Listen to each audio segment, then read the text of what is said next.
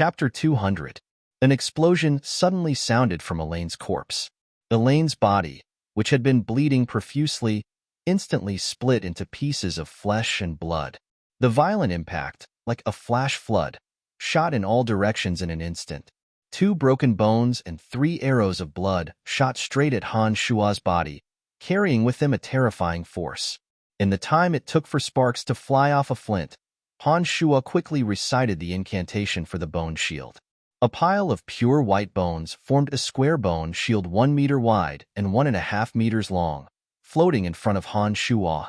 With a few crisp cracks, the white bone shield couldn't withstand the enormous impact and instantly exploded into even more bone fragments. The white bones broke and flew in all directions, like a beautiful ball of fireworks blooming. If it had been anyone else, perhaps they wouldn't have been able to sense the danger from Elaine's corpse and would have been caught off guard by such an attack. However, Han Shua's keen senses suddenly leaped into his mind. He immediately sensed an inexplicable power lurking in Elaine's corpse and reacted in time to retreat. Due to the cruel training that Han Shua had undergone in the true demon realm, the speed at which he condensed and released his mental strength far exceeded that of a normal mage. This was why he was able to chant the white bone shield at a miraculous speed in the time it took for a spark to fly off a flint. Retreating a dozen or so meters, the white bone shield shattered into chunks of broken bone amidst the bright white light. Han Shua had miraculously avoided this obviously premeditated ambush. Looking at Elaine's corpse again, there was nothing but blood and minced flesh on the ground. A strong smell of blood suddenly spread into the air. Han Shua suddenly felt the suffocating feeling. Han Shua, who had been panting, immediately knew that something was wrong. At this moment, Han Shua didn't have time to think. The magical yuan circulating in his limbs and bones had already started to circulate automatically. The magical yuan flowed through his limbs and bones like a trickle, washing away the parts of his body that had been affected by the smell of blood that Han Shua had just breathed in. Han Shua, who had been a bit weak in his limbs, could feel the strength in his body again. A vicious plan, a cunning enemy. As the scene played out in Han Shua's mind, Han Shua was certain that the drop of blood he'd sealed in Belinda's neck had been tampered with and transferred to Elaine's body. The enemy had then killed Elaine and used her body as bait to set up 2 traps against him. First was a spell similar to the corpse explosion spell. Poison had been injected into Elaine's body, and the blood had mixed with the poison in the instant that Elaine's body exploded, forming a second wave of attacks. Only those fanatical cultists of the Calamity Church, who viewed human life as nothing more than grass, would be able to come up with such a cruel and vicious plan that used the corpse of a dead person. Belinda must have been rescued. Otherwise, she wouldn't have been able to awaken from the shackles of a drop of blood essence on her own. With these thoughts in mind, Han Shua decided to leave immediately. But just as Han Shua lifted his foot, 2 footsteps of different heights gradually approached him. Judging from the heavy footsteps and the light footsteps, Han Shua could determine that it was a man and a woman from their weight. His thoughts raced as Han Shua's mind worked furiously, searching for the most suitable method and the best time to deal with the 2. However, the best time to make a move often had to be created by oneself. When Han Shua looked left and right, he discovered that there wasn't a very good location and that it was difficult to find the perfect time. He couldn't help but sigh inwardly. Han Shua, who had been standing ramrod straight, suddenly slumped down.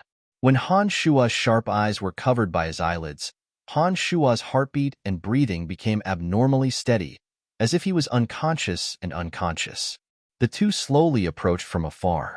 Belinda wore her black veil as usual, her bright eyes fixed on Han Shua without blinking. The other person was rather old. His hair and beard were grayish-brown, and his face was densely covered with wrinkles that looked like ravines. He wore a thick gray cotton coat and held a crooked walking stick in his left hand. His grayish-white eyes looked listless. He walked over slowly while sizing up the surroundings. He wasn't just looking at Han Shua. "Belinda, wait." The old man suddenly spoke when Belinda was 10 meters away from Han Shua. His voice was hoarse and deep. Belinda, who had been staring fixedly at Han Shua, immediately stopped when she heard his shout. She turned to look at the old man in confusion and asked, "Lord Edwin, what is it?" The old man of the Calamity Church called Edwin's originally grayish-white. Listless eyes circled the scene once more before finally focusing on Han Shuo. He said in a hoarse voice, "There's no blood on his body and no signs of injury. He likely didn't suffer any injuries from the explosion of that woman's corpse. Judging from the distance, he may have been drugged and fainted, but we still need to be a bit more cautious." "Then what do you think we should do?" Belinda didn't continue to approach Han Shuo after hearing his words and even took a few steps back, finally standing shoulder to shoulder with Edwin. "Shoot an arrow at his body. With the strength of my potion, he won't feel anything at all if he's really been drugged and fainted," Edwin said. Han Shuo cursed inwardly and thought to himself that this old fart was indeed sinister and ruthless to think of such a malicious plan. This person gave Han Shuo a strong sense of danger, but Han Shuo understood from the condition of his body that he wasn't an expert swordsman or knight. He must be an expert mage with a weak body, but with a wondrous technique. Otherwise, he wouldn't have been so afraid to approach Han Shuo. Belinda laughed lightly and readily agreed when she heard Edwin's instructions. She'd already taken out a bow and arrow and aimed it crookedly at Han Shuo from afar. It was obvious that Belinda wasn't an expert marksman. Her hands weren't steady at all, and even when she aimed at Han Shuo, the bow trembled. Because they were so close, Han Shuo could still feel Belinda's bow and arrow even with his eyes closed. Her arms made light sounds when they came into contact with her armpits. This made Han Shuo's heart flutter, and he quickly considered whether or not he should take the gamble. If Han Shuo suddenly attacked now, Han Shuo didn't have any confidence that he could kill the two of them due to the distance and the fact that the two of them were already on their guard. Not to mention that Han Shuo had no idea what methods Edwin had. It wasn't wise to take such a risk. When Belinda knocked an arrow, Han Shuo hardened his heart in the time it took for a spark to fly off a flint. He prepared himself to receive the arrow with his strong body. From Belinda and Edwin's conversation, Han Shuo understood that they didn't want to kill him immediately. It seemed that they had other plans for him. It was from this point that Han Shuo made up his mind. "Do it." Edwin's voice was low as he urged Belinda. "All right," Belinda replied. Then, she drew her bow and shot out an arrow with a whoosh. As Han Shuo was on tenterhooks, the arrow landed on the snow on his left arm and didn't even touch his body. It looked like Belinda's archery skills were abnormally bad. She hadn't hit her target at such a close distance. "It doesn't matter, we have a lot of time. You'll get the hang of it if you shoot a few more arrows." There was no emotion in Edwin's voice as he spoke slowly. His eyes suddenly lit up as he spoke and focused on Han Shuo's body, as if he wanted to glean some clues from Han Shuo's body. "All right, I'll try a few more times." Belinda responded and shot out another 3 arrows. All 3 arrows missed their mark and none landed on Han Shuo's body. Belinda was a bit annoyed as she snorted lightly and took out another arrow. She didn't take much aim this time and shot it directly at Han Shuo.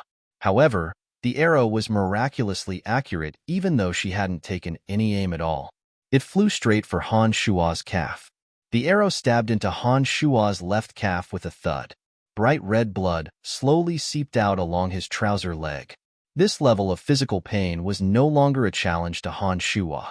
His heartbeat and breathing hadn't changed in the slightest as he'd endured the attack from start to finish. His expression was even more wooden, as if he'd truly sunk into a deep, unconscious state. "There shouldn't be any problems now." Edwin nodded after a careful look and said lowly. Belinda and Edwin then let go of their guard against Han Shuo and moved closer to Han Shuo. Han Shuo calmed himself and focused his attention, prepared to explode and kill at any moment. He only needed to wait for the old man called Edwin to come close before making a move to kill him first. Although Belinda was also quite frightening, her golem was only a great threat in a group battle. Han Shuo didn't fear her at all in a place like this. Just as Han Shuo was preparing in secret, a few strange noises suddenly sounded from afar. The sounds were getting closer and closer. Han Shuo was inwardly surprised as he lay on the ground, feigning unconsciousness. He didn't know who else was coming. "Chief, that person is here." A loud shout suddenly sounded from afar as a group of more than 10 people quickly approached amidst the howling cold winds. He dares leave the Valley of Sunshine. He must be tired of living. Florida's voice suddenly sounded in Han Shua's ears, completely out of Han Shua's expectations. Chief Florida of the Rainbow Sickle Mercenary Band, Belinda suddenly cried out in surprise, appearing quite shocked. I don't care who you two are. Hand that kid over to me immediately, Florida said as arrogantly as ever when he arrived. The eyes of the Calamity Church member called Edwin had regained their calm as he glanced at Florida's group. He first cackled strangely and then said in a raspy voice full of hatred, "So you're Florida. It looks like I was right to come to the Valley of Sunshine this time." An enormous magical ripple suddenly emanated from Edwin's body as he spoke. The aura of dark magic suddenly spread into the surroundings, and 3 huge black palms appeared out of thin air in the direction of Florida and the others, pressing down on them with a ferocious force that seemed to be able to split the heavens and earth. All the trees and rocks in the area exploded in that moment. The towering trees first creaked and then collapsed as if they couldn't withstand the enormous force. The enormous dark magic Hand of Death was released, and 3 10-meter-wide hands of death actually appeared. As the terrifying force came crashing down, 4 mercenaries from the Rainbow Sickle Mercenary Group couldn't dodge in time and were directly crushed into 4 pieces of bloody meat paste. Didn't your grandfather Ferguson teach you that you should maintain the respect of an elderly person? Edwin's voice was full of cruel laughter as he spoke to Florida. Edwin and Belinda of the Calamity Church were already leaning towards Han Shua at this moment. If Han Shua wanted to, he could suddenly make a move and harm Edwin right now. However, from the violent movements, Han Shua could tell that Edwin seemed to hate Florida even more. He'd attacked and killed as soon as they'd met. His strength was much stronger than Emily's when she also trained in dark magic. On one side was the murderous star of the Calamity Church, and on the other side was the enemy of the Rainbow Sickle Mercenary Band. These 2 groups were both targets that Han Shua needed to deal with. Their sudden fighting would only benefit Han Shua and not harm him at all. Rather than making a move now, he might as well continue to pretend to be unconscious and watch them fight each other. Just who are you? Florida and the remaining experts of the Rainbow Sickle Mercenary Band hastily hid even further away before looking at Edwin in shock and exclaiming in shock, "Heh, you may not know me well, but I've been in contact with your grandfather for many years. Perhaps you've heard of the name Edwin." Edwin's voice was still as lukewarm as before as it faintly sounded out. Calamity Church's Dark Grand Magus Edwin. So it's you old undying monster. Florida started, and then swept his gaze over Han Shua's body. He waved his hands and said, "Retreat." The experts of the Rainbow Sickle Mercenary Band obeyed Florida's words and swiftly retreated after his words. It was obvious that they were quite wary of Edwin. "You want to run? It won't be that easy." Edwin's voice sounded out once again. He quickly chanted a mysterious magic incantation, and 2 huge death god scythes appeared on his left and right sides. The gloomy and cold death god scythes were even larger than Death's hands. The sharp blades danced in the air, slicing through the towering trees along the way like tofu. Only when the death scythes passed through did they suddenly shatter into pieces on the ground. The aura of death emanated from the giant scythe towards Florida and the others. The 2 tall and strong senior swordsmen on Florida's left and right had no way to resist. They were sliced into a few pieces of meat by the death god's scythe and scattered into bloody chunks on the ground. The terrifying effects of the spell made Florida's party evade even faster. The sudden appearance of such a malefic star had obviously disrupted Florida's plans. Even Han Shua was startled. The ghastly screams were announcing the loss of life. "Tie him up first. I'll go take care of these people," Edwin said to Belinda when he saw that Florida was running for his life in the direction of the Valley of Sunshine. He then took out a bottle of medicinal powder and handed it to Belinda. "Rub this down his throat. He'll answer anything you ask him when he wakes up. Don't worry, I'll make him pay." Belinda took the bottle and responded firmly. Nodding, Edwin turned around and planned to leave this place to chase after Florida. At this moment, Han Shua suddenly made his move. The demon's lair edge whistled through the air as Han Shuo furiously circulated his magical yuan, stabbing straight for Edwin's back. Han Shuo had originally planned on waiting a bit longer, but now that he'd witnessed Edwin's strength and discovered that the other was about to leave his attack range, he didn't want to continue watching. He chose to use this last opportunity to finish him off first without hesitation. Edwin was stronger than Han Shuo had imagined. The demon's lair edge was moving at such a fast speed at such a short distance. An instinctive reaction suddenly burst forth just as the demon's lair edge was about to stab into his back. A magic shield flashed like black iron and quickly shielded the part of his back where the demon's lair edge was stabbing at. Blood sprayed out with a splurt. The demon's lair edge pierced through the magic shield that was as thick as black iron and stabbed a few inches into Edwin's back. It was then stopped by an enormous resistance and couldn't go any further. At the same time, Han Shuo, who'd been lying motionless on the ground, leapt up like a cheetah and flew past Belinda at lightning speed towards Edwin. Purple light burst forth from his left hand as his palm formed a bayonet and mercilessly slashed at Edwin's neck. Chapter 201. With a muffled groan, dark grand Magus Edwin's body swayed as he flew into the air like a willow catkin. Han Shuo's knife-like palm cut through the air, emitting soft hissing sounds. The demon's lair edge embedded in Edwin's back was pulled by an enormous force and abruptly left his body, falling to the ground in the distance. Blood dripping from Edwin's back, Edwin's expression was savage as he chanted a spell.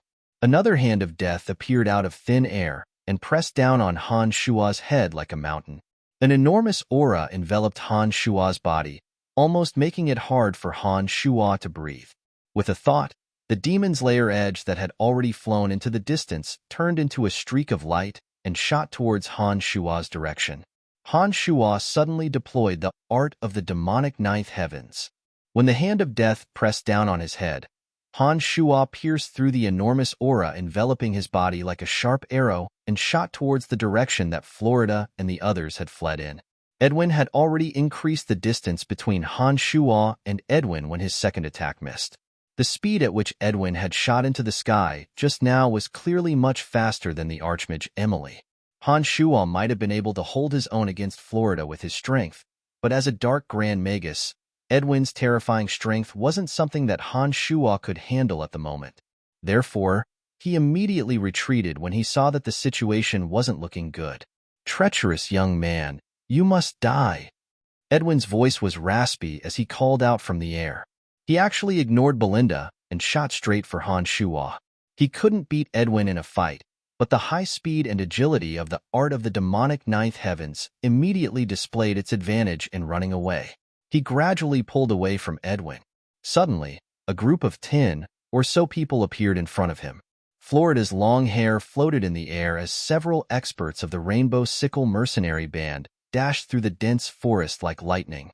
The Rainbow Sickle Mercenary Band had left the Valley of Sunshine to target Han Shuo. Therefore, they'd only dispatched a few experts. How could he have known that his luck would be so bad, encountering the dark great magical tutor Edwin who had a grudge against Florida's grandfather? That was why he ended up in such a miserable state. Fleeing in the same direction, Han Shuo's speed was obviously faster than Florida's group. Being able to catch up with them halfway was within Han Shuo's expectations. Chuckling coldly, Han Shuo approached from behind and used the agility of the art of the demonic ninth heavens to leisurely hang on Florida and the others.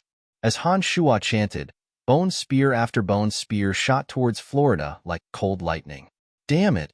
Florida heard the whistling sound of bone spears piercing through the air as he turned his head to see 3 bone spears shooting towards his back. He then saw the sinister expression on Han Shuo's face as he looked at him with a cold smile. He couldn't help but curse out loud. A ball of blinding light emanated from the staff in Florida's hand as the radiant sword slash appeared and shattered the 3 bone spears. But at this moment, the difference between the levitation spell and Han Shuo's art of the demonic ninth heavens became apparent. Han Shuo's speed wasn't affected in the slightest after chanting the same spell, but Florida's originally fast-flying speed was reduced by a third. Han Shuo understood that Edwin was rapidly approaching as the strange sound of the wind drew near. A mocking smile played at the corner of his lips as Han Shuo slowed down once again and continued to hang behind Florida like a vengeful spirit. He chanted the bone spear spell again and sent out another 3 bone spears. Florida wasn't afraid of Han Shuo, but he was extremely afraid of Edwin. If Edwin hadn't been chasing after him, Florida would have stopped without hesitation and fought Han Shuo with the force of a thunderbolt. However, he obviously didn't want to be caught up to by Edwin because of Han Shuo. Therefore, he could only continue to defend helplessly as his flying speed decreased again and again. "Chief, we'll help you hold him off. You should leave first." At this moment, one of the Rainbow Sickle Mercenary Band experts in front of Florida yelled out loudly and suddenly stopped where they were. They'd all witnessed Edwin's strength just now. If they stayed behind, they might be able to hold off Han Shuo, but they would be hard-pressed to escape Edwin's murderous hands.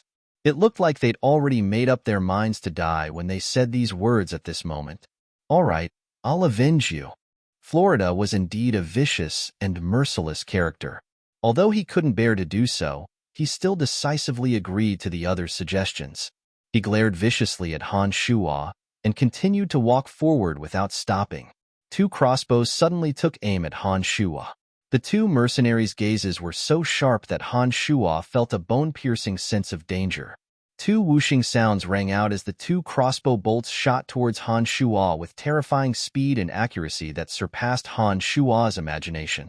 Han Shuo, who'd been rushing forward, abruptly retreated, not daring to take another step forward. The divine archers knocked their arrows in this process and aimed them at Han Shuo. There was a clear difference compared to Belinda's archery just now. Even though Han Shuo was already in the air, he couldn't escape the threat below him and had no choice but to retreat once again. However, Edwin's figure was already approaching from the distance at this moment. It looked like he'd be here before long. Han Shuo hesitated for a moment and decided to immediately change directions. It was at this moment that the Rainbow Sickle mercenaries below him suddenly began to panic. A ball of dazzling, milky white sword light exploded out from the middle of them. Trunks, riding on his manticore, swung his sword with a callous expression, forcing the Rainbow Sickle mercenaries to no longer have the energy to deal with Han Shuo. Trunks! Han Shuo was flabbergasted when he saw the abnormalities below him. He couldn't help but cry out in joy as he dived down. Continue to chase after Florida through the air. I'll be in charge of intercepting these traitors below who deserve to die 1,000 times over. We'll continue our discussion when we return to the Valley of Sunshine. The extraordinarily handsome Trunks raised his head and flashed a radiant smile at Han Shuo. He continued to attack the Rainbow Sickle mercenaries on his manticore. Trunks, don't go too far. The Rainbow Sickle mercenary who'd spoken earlier suddenly glared angrily at Trunks. You're going too far. Haha, the old chief was so good to you, but you followed behind that animal Florida without a single question after he took power. You still have the face to say these words to me? Trunks laughed heartily as if he'd heard a funny joke. However, his smile was even colder than the icy night wind, and his tone was filled with bone-deep hatred. Edwin's figure grew closer and closer. Trunks snorted coldly and raised his head to look at Han Shuo again. He urged Brian, hurry up and leave this place. It's best if you can take this opportunity to kill Florida. All right, that old monster behind us is very troublesome. Get out of the way immediately if he comes over. Don't come into direct contact with him. Although Han Shuo didn't know why Trunks hated Florida so much, he guessed that it had something to do with the Rainbow Sickle Mercenary Band.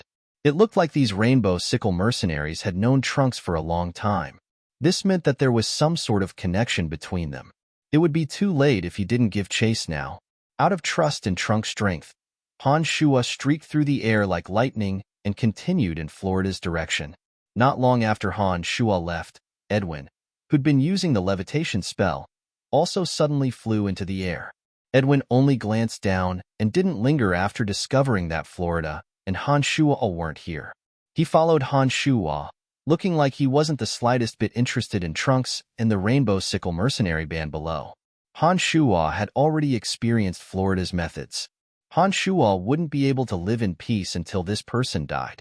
With the extreme water in the Valley of Sunshine, Han Shuo would need to stay here for a period of time sooner or later.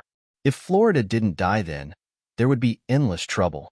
Therefore, even if he didn't hold a grudge against Phoebe, Han Shuo would still kill Florida.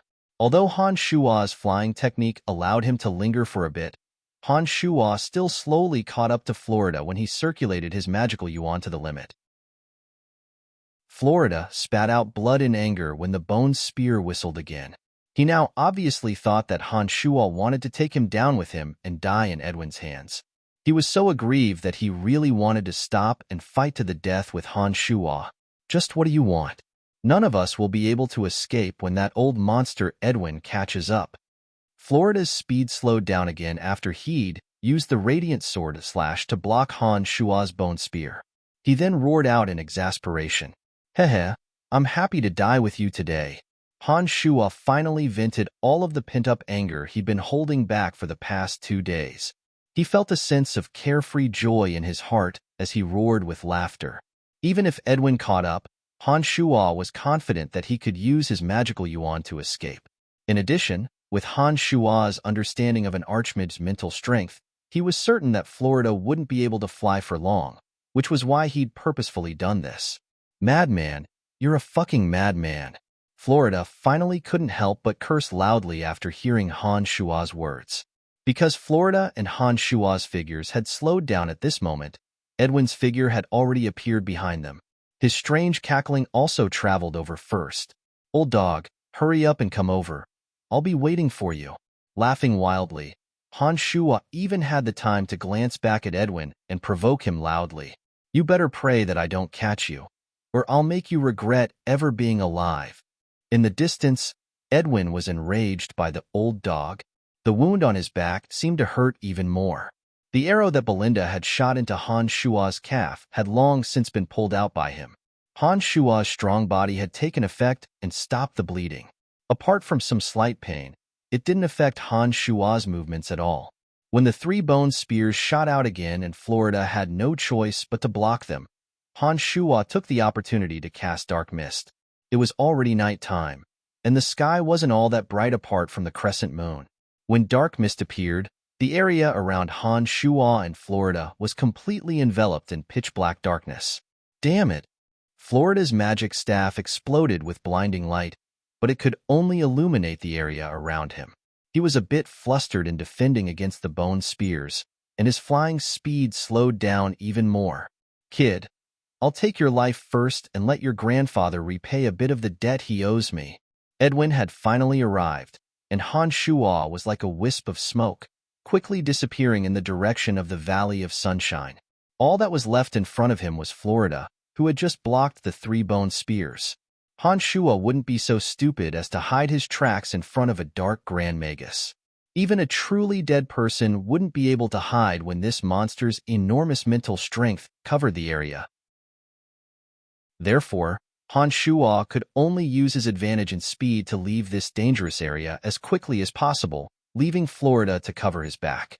When Han Shuo's figure gradually faded, the effects of the dark mist also disappeared. When Florida saw the bright moonlight once again appear in the chilly night sky, he also saw Edwin, who was seething with rage from Han Shuo's 7 orifices and was about to make an example out of him. In the name of the God of Light, bind all darkness and shackle all light. Florida's mind was thrown into chaos when he saw Edwin. He didn't even think as he released a light magic, shackle of light. Rings of light the size of hula hoops sparkled with a holy and beautiful light as they rolled under the bright moonlight, surrounding Edwin in the center. Each ring of light was filled with the pure element of light and possessed a powerful binding power. This kid has such high attainments in light magic at such a young age. He will become a great thorn in the side of our Calamity Church in the future. It looks like we can't let you leave here alive today. Dark Grand Magus Edwin was unhurried in the face of the restraints of the light rings. His face that had just been filled with rage at Han Shuo actually recovered its calm.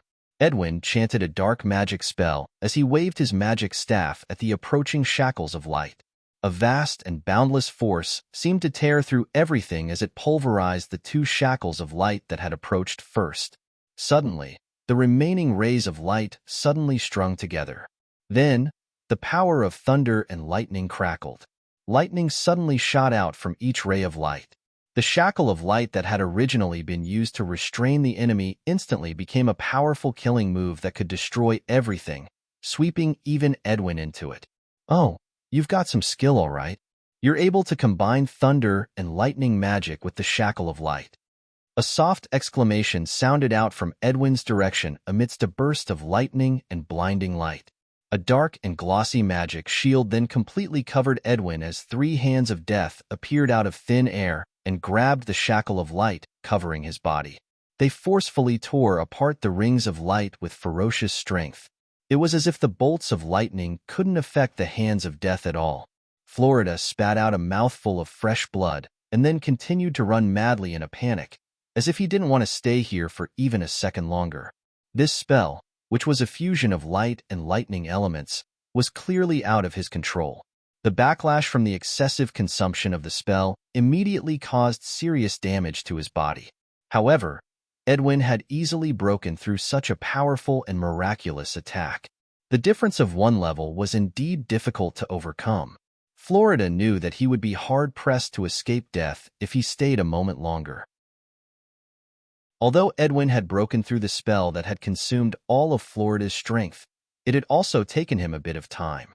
When Edwin had used his strength to eliminate all of the residual power of the spell, he discovered that Florida had disappeared once again.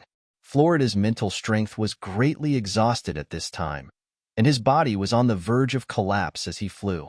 However, the Valley of Sunshine finally appeared in front of him after a long chase. He would be able to enter the Valley of Sunshine with just a bit more effort. No matter how much the Cairo mercenary band and Florida schemed against each other, the Cairo mercenary band had to abide by the iron rules of the Valley of Sunshine.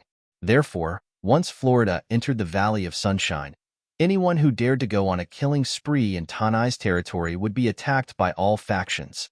Add to that the fact that most of the Rainbow Sickle mercenary band was in the Valley of Sunshine. Even Edwin wouldn't be able to do anything to Florida once he entered the Valley of Sunshine. Just as he saw the fences of the Valley of Sunshine, Han Shua's figure also appeared in his line of sight with a cruel smile on his face. He just happened to block Florida's path, obviously not planning on letting him in alive.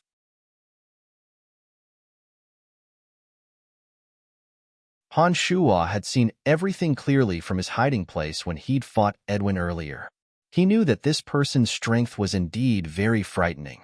Therefore, the wisest course of action for Han Shua, who had the advantage of magical yuan, was to close the distance between him and Florida. No matter how much strength Florida had left, Han Shua was confident that he could quickly kill him on the spot as long as the two of them closed the distance. A shockwave of light magic was suddenly released with Florida at the center. Blinding light with the pure and holy power of light took the form of sharp waves and crashed onto the bone cage in front of him. Light magic had always been a natural counter to necromancy magic. The pure and holy power of light blasted over in the form of a shockwave. The originally gleaming white bones seemed to have been corroded over 100 years. The sturdy defense suddenly became so fragile that it shattered with a single blow from Florida's magic staff. With a crack, the bones shattered with a crisp sound. Although he'd walked out of the bone cage, Florida's face was even paler. It was obvious that he'd expended too much mental strength and had exceeded the limits of his body. At this moment, Han Shua suddenly drew near again. The cold light of the demon's lair edge carried with it the determination to kill as it pierced towards Florida's neck. The magic staff in Florida's left hand suddenly exploded with white light as an enormous force erupted from within. Florida threw the magic staff out to meet Han Shua's demon's lair edge. Clang! The sound of metal colliding rang out. Florida's staff, made of some unknown material, was pierced through by the demon's lair edge, which had been infused with magical yuan. However, there was a force contained within the magic staff that obstructed Han Shua for a moment, causing Han Shua to involuntarily pause in midair. On the other side, Florida had thrown away his magic staff. Blood flowed from the corner of his mouth and flowed down his neck to stain his chest. His originally handsome face was now as pale as a sheet of white paper. The blood at the corner of his mouth made his appearance even more frightening as he flew towards the Valley of Sunshine at an unsteady pace. High-quality magic staffs could store a portion of the user's magical elements and release them at the most critical moment. Florida's actions just now had obviously been to make use of the last moment to detonate the magical elements within the magic staff and obstruct Han Shua's killing blow. Perhaps he'd received some sort of message from the Cairo mercenary band's vice chief. The berserker Harris was watching from afar with a few experts by his side.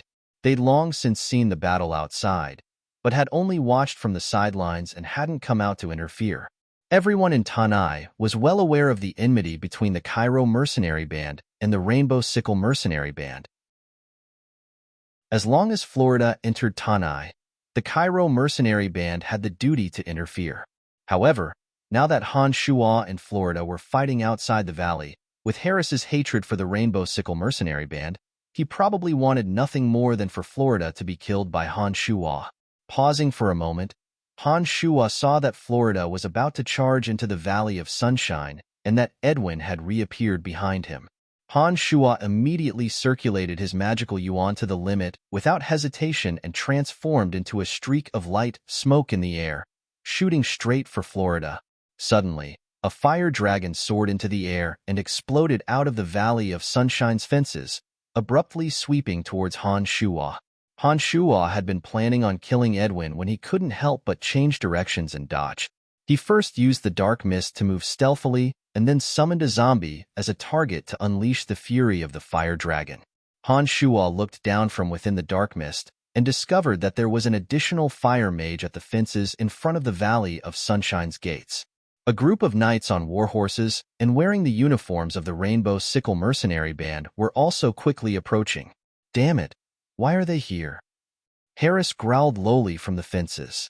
Chief, are you all right? The Rainbow Sickle mercenary band immediately surrounded Florida when they arrived and asked nervously. Florida, still in a state of shock, finally heaved a great sigh of relief when he saw that his people had appeared. He turned his head and pointed viciously at Han Shu, saying, "Kill him." Florida's body went limp as soon as he finished speaking, and he actually fainted. It looked like the repeated blows he'd taken along the way had taken a heavy toll on his body. The appearance of the Rainbow Sickle mercenary band experts made Han Shua understand that he no longer had a chance to kill Florida. However, when he saw that Florida had fainted, Han Shua understood that although Florida hadn't died this time, he was on the verge of losing half his life. It was unlikely that he'd be able to recover in a short amount of time. Han Shua, who'd been outside the valley, hadn't waited for the Rainbow Sickle mercenary band to make a move as he'd already shot towards Tanai from above, landing a few meters behind Harris. According to the rules of the Valley of Sunshine, even if you had the ability to fly through the air, you still couldn't use this method to travel between Tanai and the outside of the valley. However, Harris and the others of the Cairo mercenary band had clearly seen Han Shua and Florida's fight. The enemy of an enemy was a friend, so Harris not only forgave Han Shua's actions with great magnanimity, he also immediately waved his hands and led the Cairo mercenary band to stand in front of Han Shua. "I'm sorry, but he's already entered the valley. You can't fight without permission in Tanai, or our Cairo mercenary band will definitely interfere." Harris's expression was calm as he gripped his double-bladed battle axe tightly, ready to make a move at the slightest disagreement. Chief Florida being heavily injured was an enormous blow to the Rainbow Sickle mercenary band. Not only had their strength been damaged, but their reputation had also been damaged. The experts of the Rainbow Sickle mercenary band all looked at Han Shua with eyes that could spit fire. However, Harris had indicated that he'd do things according to the rules, so they didn't know what to do. Stabilize the chief's injuries first. They'll pay the price as long as the chief is fine. The fire mage who'd attacked Han Shua earlier looked at the deathly pale Florida and suddenly spoke up. This person likely had a very high position within the Rainbow Sickle mercenary band. The others didn't say anything else after he'd made this suggestion. They all glared angrily at Han Shua and quickly carried Florida away. "Friend, you must be careful. Florida won't let you off when he wakes up. Although we have the Cairo mercenary band patrolling everywhere in Tanai, we still can't completely stop some people from causing trouble. I think you understand what I mean. Harris's attitude was much better than when he'd first met Han Shuwa. The cold lines on his face had softened a bit as he advised Han Shuwa. Florida's heavy injuries were of the greatest help to the Cairo mercenary band. As Florida's rival, Han Shuwa was a friend of the Cairo mercenary band, so it was no wonder that his attitude was so friendly. The Cairo mercenary band would patrol everywhere in Tanai, but their energy was limited and they couldn't cover every single location. If the exasperated Florida were to wake up, he'd definitely take revenge at all costs with his personality. At that time, he'd likely make his move even in Tanai, so this place wasn't truly safe. Nodding, Han Shuwa expressed his understanding and smiled faintly. Thank you. It won't be that easy to kill me. Edwin came over from the distance at this moment and landed on the fence. He stared fixedly at Han Shuwa and said, I want to enter the valley. What procedures do I need to go through? Han Shua's head started to hurt when he heard these words. If such an old monster came, he'd be a bit more of a threat than Florida. However, the Valley of Sunshine had its own rules and wouldn't reject the god of fortune. Young man, you're called Brian? After so many years, there are fewer and fewer people who can harm me. I'll remember you. Edwin rubbed his back in pain as he processed the procedures and flashed a deathly pale smile at Han Shuwa. The wrinkles on his face piled up, making him look quite fierce. Forget me, I don't want to see you again. Han Shuwa responded with a wry smile and walked towards Tanai with a headache, thinking of a countermeasure. Edwin came from the Calamity Church and was a dark Grand Magus. He was a respected expert even in the entirety of the Profound Continent. If such a character hadn't been killed immediately, the troubles that would follow would be unimaginable. Han Shuwa was currently having a terrible headache and wanted to immediately leave the Valley of Sunshine and use the transportation matrix to return to the Cemetery of Death. The night had unknowingly come to an end. When Han Shuwa arrived at the Dark Mantle stronghold, Emily was still drowsy. When she saw Han Shuwa appear in front of her, her somewhat dazed eyes gradually cleared up and she said joyfully, It's good that you're all right. Did you see Trunks? Nodding, Han Shuwa said in surprise, How did you know Trunks was coming? The Dark Mantle still has some eyes and ears in Tanai. Trunks entered the valley alone not long after you left. When I learned that he entered the valley and understood that the two of you were very close, I discussed your matters with him. When he learned that Florida wanted to deal with you, he immediately left without another word and flew in the direction of Valent City. Because I needed to stay here and wait for news from above, I didn't go with him. Emily explained, Elaine's dead, and I was almost killed. Han Shuwa sighed and said to Emily after sitting down.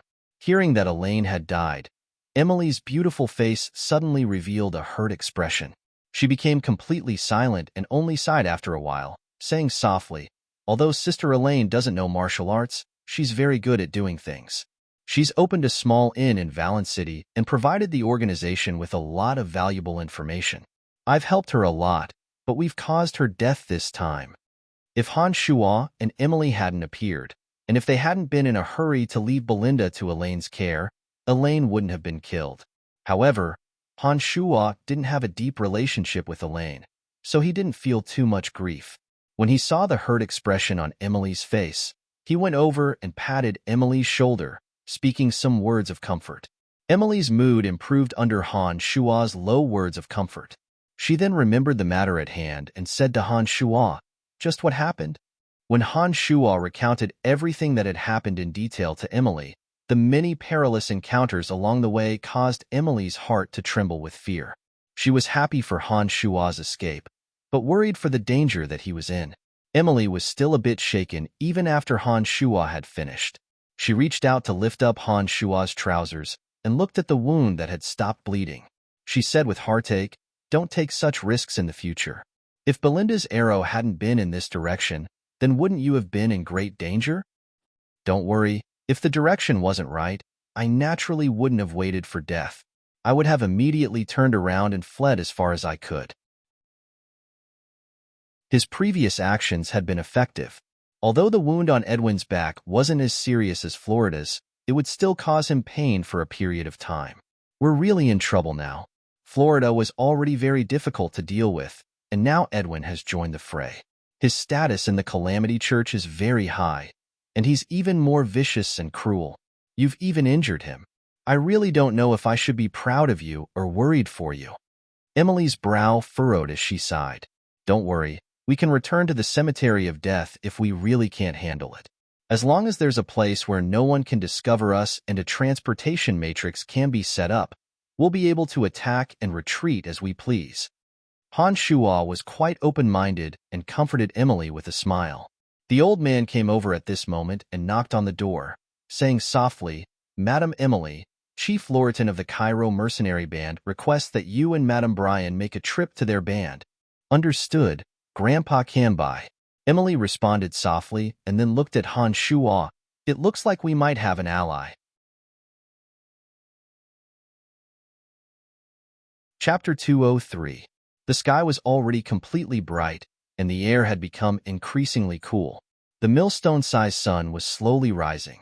The magnificent sunrise rose from the inky blue clouds, sparkling with a bright and gentle red light as it tore through the clouds covering the sky. On the streets in the early morning, Tanai's glorious sunrise was in groups of 2s and 3s, yawning with sleepy expressions as they walked out of the brothels in the shadows of the streets. It looked like they'd exerted quite a bit of effort on the women last night. There really are a lot of tasteless fellows out there.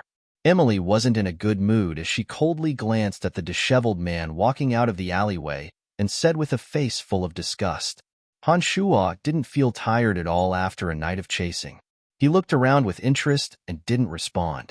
"Oh, right, Phoebe came looking for you last night. I said you had some business and went out for a bit."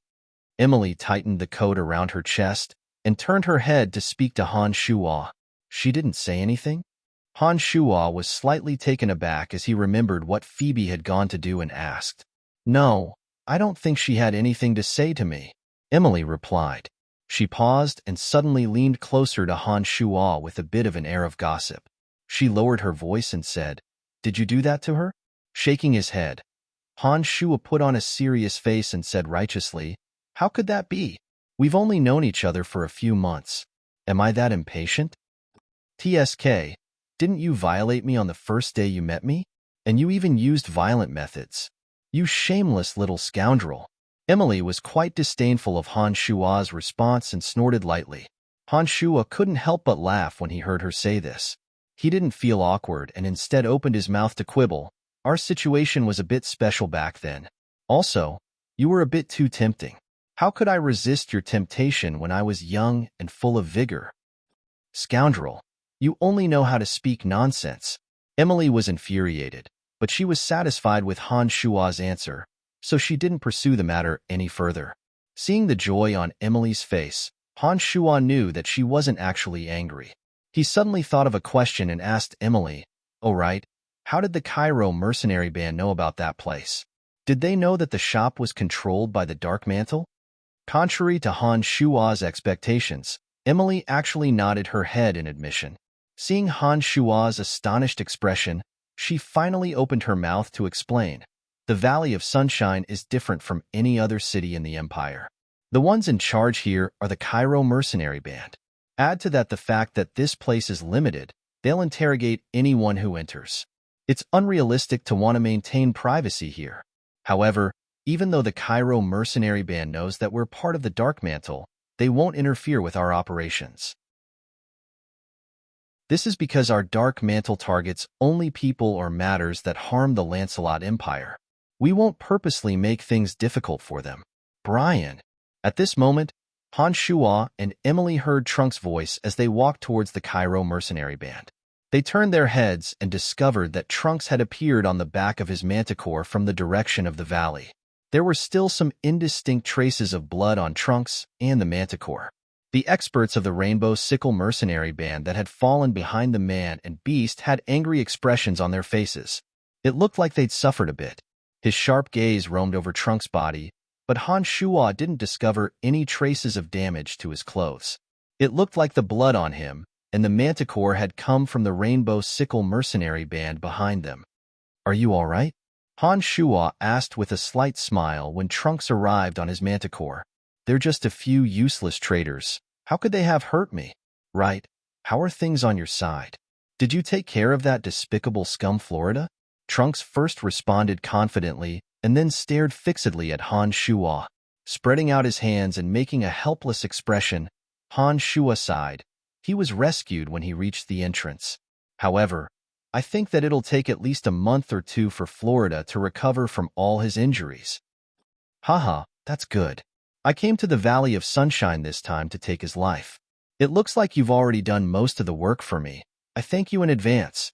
Trunks laughed long and hard as he looked at the Rainbow Sickle mercenary band members behind him. Traitors, go back and tell Florida that Trunks, have returned. I must avenge Annie this time. He will die by my hands. The Rainbow Sickle mercenaries all had looks of hatred on their faces when they heard this, but they seemed to know that Trunks wasn't to be trifled with. They only snorted coldly and walked around Han Shuo, Trunks, and the other two, heading in another direction. Trunks, why have you come to the Valley of Sunshine? Also, what enmity do you have with Florida? Han Shuo finally couldn't help but ask at this moment. The merchants on the streets of the Tanai of the Sunshine Valley had already begun to rise, and the originally deserted streets had become a bit more lively. Trunks looked left and right, his expression a bit downcast as he said, "This isn't the place to talk. Let's find a place to talk, and I'll tell you in detail." All right. Han Shuo nodded in agreement. Wait a bit, Loriton of the Cairo Mercenary Band has an appointment with us. Why don't you guys talk in detail after we return? Emily couldn't help but remind Han Shuo when she saw that Han Shuo and Trunks seemed to want to immediately find a quiet place to talk. Han Shuo finally reacted after hearing her words and said apologetically to Trunks, Loriton of the Cairo Mercenary Band sent someone to meet us early in the morning. He wants us to make a trip to the Cairo Mercenary Band. Why don't we talk in a bit? Nodding in understanding, Trunks walked shoulder to shoulder with Han Shuo and said confidently, "Let's go. I'm also looking for Loriton. Let's go together." You know him? Han Shuo started and asked Trunks in surprise. Of course, I also spent some time in the Valley of Sunshine a few years ago. I'm familiar with many of the people here. Trunks responded matter-of-factly. Emily revealed a startled expression when she heard these words and looked at Trunks thoughtfully. There were no shops or streets in the depths of Tanai, only some towering cliffs and some towering ancient trees that covered the sky. Trunks seemed to be quite familiar with this place as he led Han Shuo and Emily inside. The terrain in the depths of the Valley of Sunshine is extremely precipitous. However, after passing through a narrow cliff, there's a large piece of flat land. That place has always been the residence of the strongest powers in the Valley of Sunshine. The Rainbow Sickle Mercenary Band was stationed there a few years ago. If it wasn't for Florida's sinister plot to assassinate the old chief, the Cairo Mercenary Band would still be in another place. Trunks walked in and introduced the place to Han Shuo and Emily. There was a Cairo Mercenary Band standing guard every few meters as they walked in. However, the distance between them was a bit far, and the three weren't afraid of being overheard by others. Right, Trunks? What kind of grudge do you have with Florida? Han Shuo couldn't help but ask when he saw that it was quiet enough. Actually, I used to be a member of the Rainbow Sickle Mercenary Band. I was still a senior swordsman and had always been taken care of by the old chief. The old chief's daughter, Annie, treated you like an older brother. My days in the Rainbow Sickle Mercenary Band were very comfortable. That was until Florida appeared. The young Florida had a dazzling radiance. He received special treatment when he joined the Rainbow Sickle Mercenary Band. Not only did the old leader think highly of him, even Annie admired him a lot. I also had a good relationship with him. However, Florida's goal in coming to the Rainbow Sickle Mercenary Band was to completely take control of it. Even though the old chief had already entrusted Annie to him, he felt that the old chief had lived for too long. In the end, he colluded with bandits and leaked our whereabouts, causing the Rainbow Sickle Mercenary Band to suffer heavy losses. The old chief died in the bandits' encirclement, and Annie also went missing. It's likely that she's met with misfortune. I was lucky enough to escape and saw Florida talking to the bandit leader. Only then did I understand everything. From then on, I made up my mind to get rid of Florida sooner or later. It was a pity that after Florida took control of the Rainbow Sickle Mercenary Band, He also invited a force from the Church of Light and took control of the situation in an extremely short amount of time, grasping the Rainbow Sickle mercenary band in his hands. Back then, I only had the strength of a senior swordsman and led some of the remaining soldiers loyal to the old chief in an attempt to assassinate Florida. In the end, we were routed and fled in panic. Many close friends died tragically in that battle. It was with the determination to take revenge that I snuck into the dark forest to train myself. I waited for 3 years and knew that the curtains to the next competition for the strongest powers in the Valley of Sunshine would soon open. I knew that Florida, unwilling to be left out, would surely compete with the Cairo mercenary band. I thought this was an opportunity, and so I came back. Trunks calmly recounted the events of the past. Trunks' expression was cold from beginning to end, as if he was narrating something that had nothing to do with him. However, the listening Han Shuo and Emily could feel the boundless hatred buried deep within Trunks' heart from the events themselves. When Trunks finished, Han Shuo looked deeply at Trunks and revealed a radiant smile. "It looks like we can join forces again. I think Florida will die without a doubt this time." "Of course he will," Trunks said confidently, and then looked at Emily with interest, then looked at Han Shuo. He asked with a strange expression, "What's going on with you two? If I remember correctly, you captured this lady alive back then. Why are you two together now?" Chuckling loudly, Han Shuo winked at Trunks and said, "Sometimes it's very easy for enemies to become friends, especially between men and women." "I understand, haha." Trunks laughed involuntarily and nodded in understanding. "You two crazy fellows." Emily was a bit embarrassed by their words. She rolled her eyes at them and snorted angrily. As they chatted and laughed, they passed through the narrow cliff and arrived at a wide, flat area. This area was mainly made of dark green rocks, piled up into many tall buildings. These buildings weren't particularly exquisite or beautiful, but were completely practical. They looked thick and sturdy, as if they were very resistant to attacks. On the way to those buildings, there was a spacious training field. Dozens of muscular mercenaries were training with all kinds of weapons.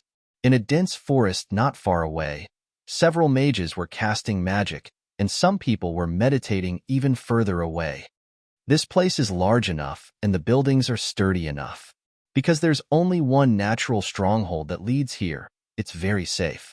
It's been the last line of defense in the Valley of Sunshine for many years. Trunks explained to Han Shuo and Emily as they walked. Trunks, why are you back?" Harris of the Cairo mercenary band was standing at the entrance of the square in high spirits, as if he'd been waiting for Han Shuo and the others. He was obviously very surprised when he saw Trunks and couldn't help but exclaim softly, "Harris, it's been a long time since I've seen you. You look even more sturdy than before. But Florida has been doing quite well these past few years. It looks like you haven't taken your revenge yet." Trunks had a hint of ridicule on his face as he spoke to Harris from afar. Didn't you also run away with serious injuries? What right do you have to talk to me?" Harris's expression was stiff as he shouted angrily, "Forget it. I have nothing to say to you. Let's go. Take me to see Loriton." Trunks frowned and curled his lips, urging Harris to lead the way. After crossing the square, Harris brought the three of them to a huge building. Loud rumbling sounds came from the building in the distance. When Han Shuo and the other two walked in, they couldn't help but be astonished by the scene in front of them. A bald, burly man with a height of more than 2 meters had half of his body exposed. He was only wearing a pair of shorts. The muscles on his body bulged and were as hard as iron and stone. The blue veins all over his body were pulsating, full of terrifying explosive power. There was a small mountain of dark green rock on his back. The rock was 3 times the size of his body, and he quickly retreated with the rock on his back. His body and the rock crashed into a stone pillar so thick that it would take 3 people to wrap their arms around it, making a deafening rumbling sound. Sweat trickled down his body, flowing along the lines of his muscles. His dark skin shone with a healthy luster, and his bald head, without a single strand of hair, glistened with a glossy sheen. Amidst the rumbling sounds of collisions, the burly man's body trembled repeatedly. The wide stone pillar behind him made kachaba sounds, and the entire building seemed to be trembling under the violent collisions, making people worry that the building would collapse at any moment. When the three of them arrived, he slammed against the wall 5 times in a row before finally throwing the boulder on his body to the side with a loud rumble. The entire ground trembled as if there was an earthquake, and the loud rumbling reverberated throughout the building. When Han Shuo and the other two arrived, the burly man slammed into the pillar 5 times before finally throwing the rock on his back to the side. The entire ground trembled as if there was an earthquake, and the loud rumbling sounds lingered in the building. Han Shuo's heart couldn't help but tremble as he knew that the strength of this person's physical body had already reached an astonishing level. "Trunks, why have you come back?" The burly man's eyes shone with a strange light as he looked at Trunks in astonishment. "Loritan, it's been a few years since we've seen each other. It looks like your physical body has already been tempered to the extreme. You could already go berserk twice before, and it looks like you've gone up another level now. I wonder if you can go berserk thrice and reach the legendary 3 strong levels of the berserkers?" Trunks revealed an expression of interest as he stared at Loritan. Revealing a strange smile, Loritan didn't respond to Trunks' question and focused his attention on Han Shuo, saying, "You're the one who almost killed Florida?" Nodding, Han Shuo said with a smile, "Indeed. What instructions do you have for me, Chief Loritan?" "I'd like to discuss a business deal with you, but you'll have to take a punch from me first. Let me measure your strength and see if you're worth it for me to hand over that shop to you." Loritan laughed loudly as his fan-sized fist smashed towards Han Shuo's head with a forceful, domineering aura. Han Shuo was slightly startled, and then discovered that the punch had already arrived in front of him. The berserk power contained within made Han Shuo pale with fright. What surprised Han Shuo even more was that this surge of power sealed off all of Han Shuo's paths of retreat, giving him no chance of dodging at all. Han Shuo's face was aghast as he immediately focused all of his attention and circulated his magical yuan to the limit, planning on taking this punch head-on.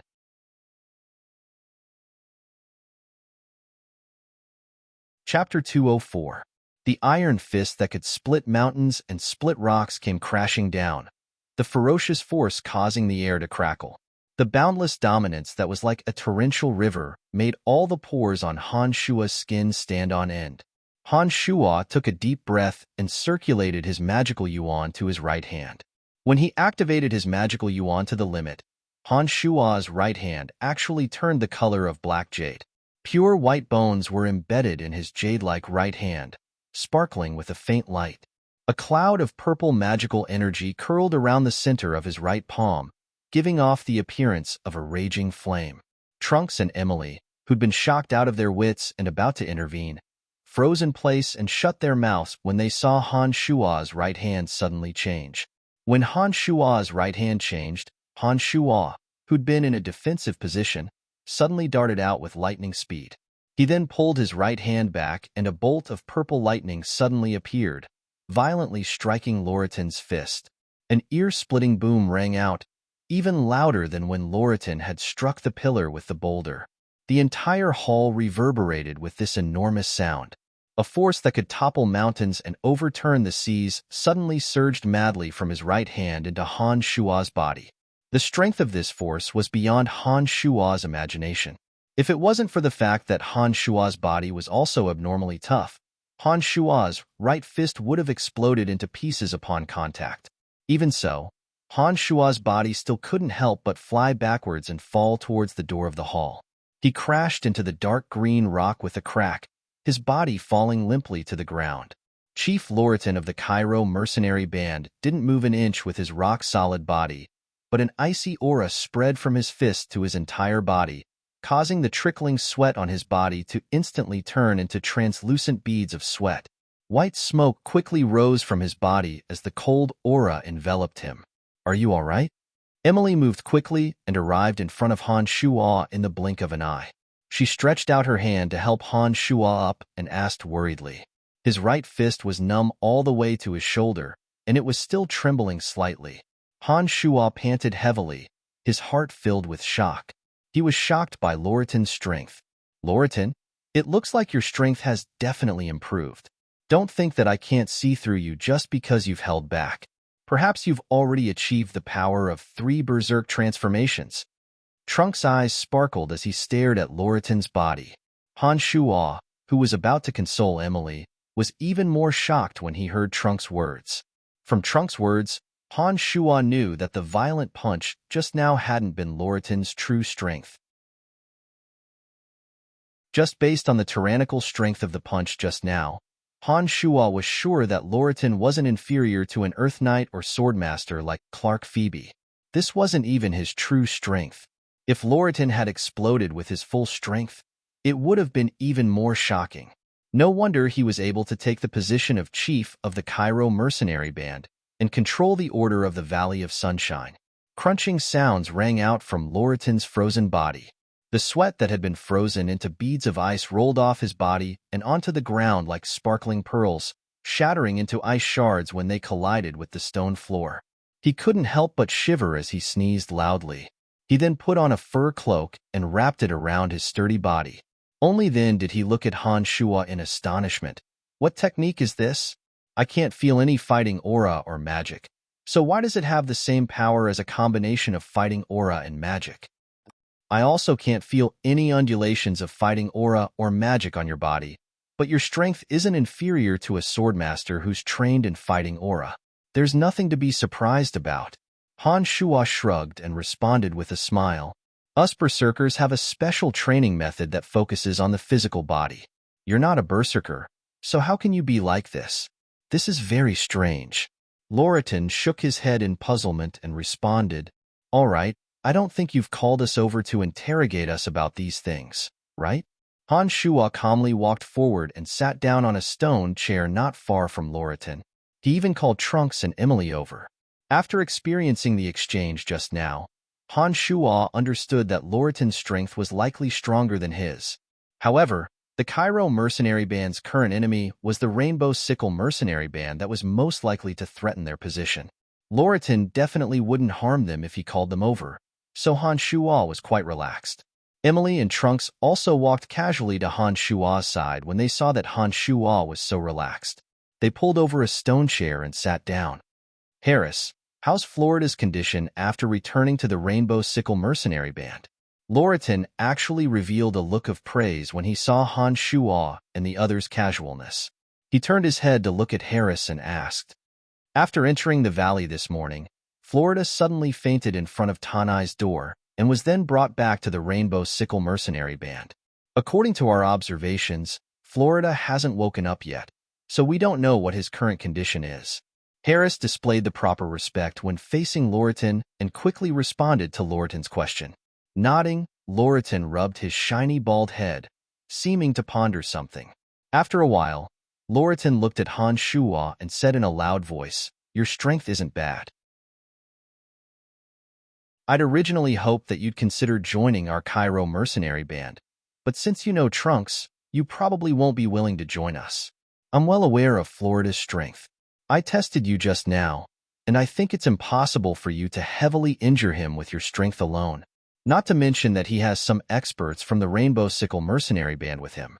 Can you tell me what's going on? An enemy helped me. Edwin, who came in this morning, is an enemy of Florida's grandpa. Florida ran into Edwin on the way, and the two of them fought in the end. I just happened to take advantage of the situation. Han Shuo answered honestly. There was nothing to hide about this matter now that the facts were laid out in front of him.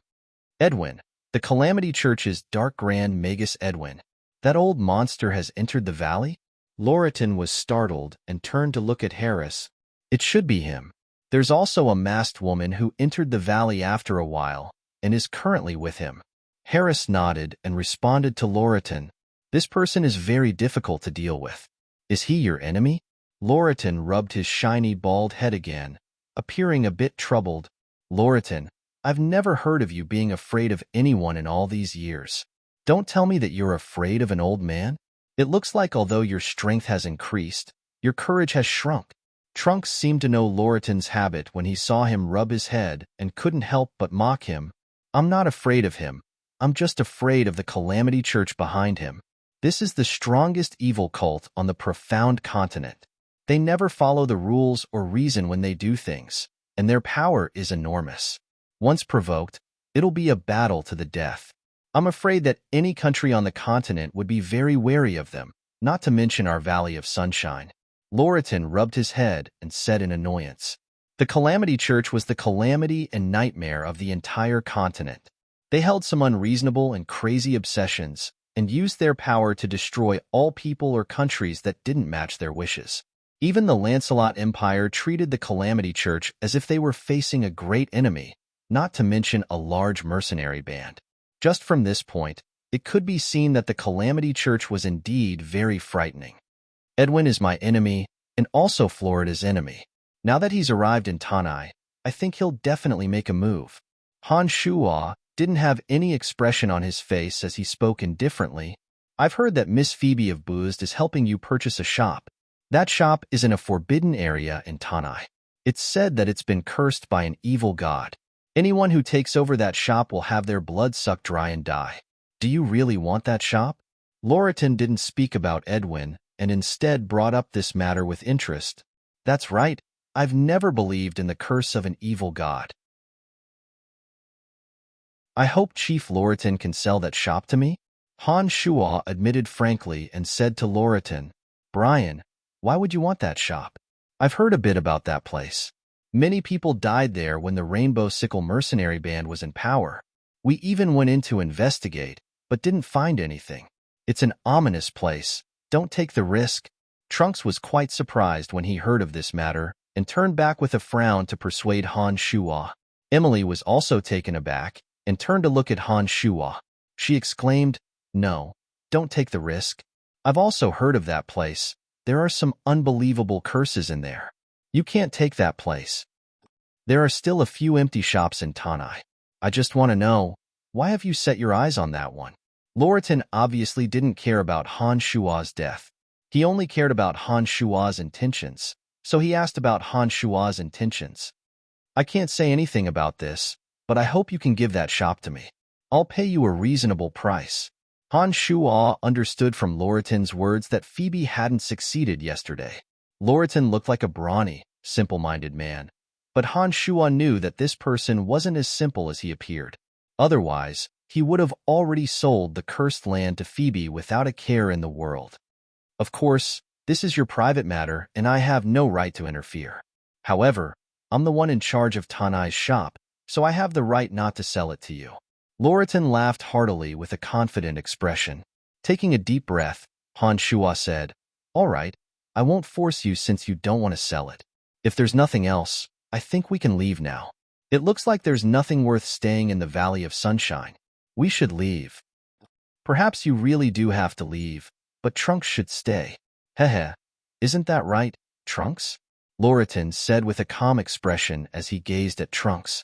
Trunks snorted coldly and glared angrily at Loriton. It was obvious that Loriton had hit the nail on the head. Han Shuo was determined to obtain the place of extreme water in the place of extreme een. Han Shuo had only pretended to leave because he wanted to haggle with Loriton. Who would have thought that Loriton would seem to understand something and actually latch onto Trunks' weakness? Loriton had observed Han Shuo and Trunks' expressions from the moment he'd entered, and was certain that the two had a close relationship. He brought up the matter of the shop as a bargaining chip when he'd first punched out, causing Han Shuo to forcefully exchange blows with him. This made Loriton understand that Han Shuo really did care a great deal about the shop. I've said from the start that I want to discuss a business deal with you. I've already tested your strength just now, and you do indeed have the qualifications to sit down and talk with me. Now that Florida is here, this matter will be a bit easier. This is a matter that benefits both sides. Are you interested? Loriton had an expression that said he wasn't afraid that Han Shuo wouldn't agree as he chuckled. Speak. What business deal? Han Shuo lay down lazily in his chair and flicked a glance at Loriton, speaking faintly. It's very simple. You guys continue with your business, which is to kill Florida. Our Cairo mercenary band will be responsible for providing information, and we can guarantee that the Rainbow Sickle mercenary band won't mobilize a large force to deal with you. After this is done, you'll get the shop for free, Trunks will have his revenge, and we'll have one less threat. Isn't this a happy ending for everyone? Loritin's proposal was something that Han Shua couldn't refuse. Looking at it left and right, it was a win-win situation for all three parties. However, Han Shua didn't immediately agree. He was silent for a while and suddenly said, "You guys also need to help us deal with Edwin. Otherwise, our safety won't be guaranteed with this person around. Friend, don't ask for too much. Actually, if we go find Edwin, it might be better to work with him." Loritin shook his head and declined with a darkened face. "All right then, go work with Edwin." Han Shua spread out his hands with a nonchalant expression. The Calamity Church wasn't a benevolent bunch. Anyone who worked with them had to be careful of playing with fire, especially Edwin, who was a dark Grand Magus. If Loritin worked with him, then the situation would likely be out of his control. In addition, the Calamity Church had a notorious record on the continent that angered even the gods. If the Cairo mercenary band worked with Edwin, then it would be a fatal blow to their mercenary band's reputation once this matter was revealed. At that time, all the merchants in Tanai would be infuriated, and their transcendent position in the Valley of Sunshine would be severely challenged. Han Shua had seen this point, and thus said this: "We can't help you deal with Edwin. It's unwise to offend him for Florida's matter, but we can use our advantage in Tanai to provide you with information about Edwin's movements. No matter where he wants to go, we'll inform you in advance. This way, your safety will be greatly increased. This is also the limit of what we can do. Otherwise, we really can't discuss business." Loritin's face was dark as he spoke slowly. "All right, then this matter is settled." Han Shua understood that this was the greatest concession Loritin could make. The threat of the Calamity Church was too great, and the Cairo mercenary band naturally wasn't willing to become enemies with them unless it was absolutely necessary. "I'm very happy to work with you. If you're willing, you can stay for lunch before leaving." Loritin seemed to be in a good mood when he saw that the matter had been settled and suggested with a hearty laugh, "No, we still have matters to discuss." Han Shua declined politely and then walked out with Emily, Trunks, and the other two. "Brian, are you very familiar with Miss Phoebe of the Bust Merchant Guild?" Trunks' expression was a bit odd on the way back as he suddenly stopped in a secluded area and looked at Han Shua. Nodding, Han Shua said, "That's right, we're very close. She's my girlfriend. What about it?" A strange luster appeared on Trunks' handsome face under the sunlight as he looked deeply at Han Shua. "Brian, you see, the Valley of Sunshine is a wondrous place. As long as you have the ability, you can establish your own power. If we can develop with the Valley of Sunshine as the center, we'll be able to have our own power. You have Miss Phoebe as a friend, and we'll be able to obtain enough gold coins. I have some experienced mercenaries in my hands right now. We can completely use these resources to form our own mercenary band and establish a power that is in our own hands. As long as we have great power in our hands, we'll be able to obtain even more things and won't have to constantly be restrained by others." Actually, with Loritin's own strength, he wasn't afraid of that old monster Edwin at all. Add on Tanai and the Cairo mercenary band, it wouldn't be too difficult for Loritin to kill Edwin. He was only afraid of the Calamity Church behind Edwin. He was so wary of Florida not only because of Florida's own strength, but also because of the Rainbow Sickle mercenary band in his hands. After all, one person's strength is unable to contend against a large power. As long as we work hard and combine our current advantages, along with the special place like the Valley of Sunshine, we can completely establish our own power. This way, no matter where we go in the future, our words will have different weight when we have this power in our hands. These words were filled with hot-bloodedness as they bombarded Han Shua's mind like a bucket of wisdom. In that instant, Han Shua suddenly understood something. A demonic heart that wasn't willing to be ordinary to begin with suddenly beat more and more violently. "You're saying that the two of us should work hard and establish our own power?" Han Shua's voice sounded a bit agitated, greatly different from his usual indifference. Nodding his head heavily, Trunks continued, "That's right. A group of brothers from the Rainbow Sickle mercenary band have received my message and are currently stationed in the mountain ranges around the Valley of Sunshine. However, although my brothers have extraordinary strength, they've been a bit down because they've lost the Rainbow Sickle mercenary band as their home. However, Their strength and quality are undeniably good. I've hunted down all kinds of magical beast cores in the dark forest these past few years and greedily plundered some wealth. I've accumulated a bit, but it's still a bit difficult to maintain the operations of a large mercenary band. Since you have a close relationship with Miss Phoebe, I can use my current connections to form a mercenary band if I can obtain a sum of gold coins.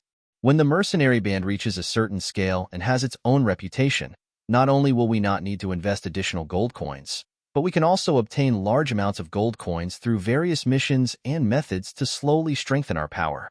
If our mercenary band can be like the Cairo mercenary band and maintain order in the Valley of Sunshine, we can obtain hundreds of thousands of gold coins and taxes every year by protecting the interests of merchants. With such a power in our hands, our status will be completely different in front of any person or country. Brian, Trunk's suggestion isn't bad. The organization won't care about your other identity. The stronger your other identity is, the more useful you'll be to the organization. Then, your speed of advancement will be even faster. This is mutually reinforcing. If you make it to a certain scale, perhaps the higher-ups will send people to help you and give you even more privileges. Emily was also a woman full of ambition. Her expression was joyful when she heard this, and her voice was also a bit excited as she spoke to Han Shuo. Come, let's go back and discuss this properly. Han Shuo had already made up his mind and spoke lowly with a strange smile on his face.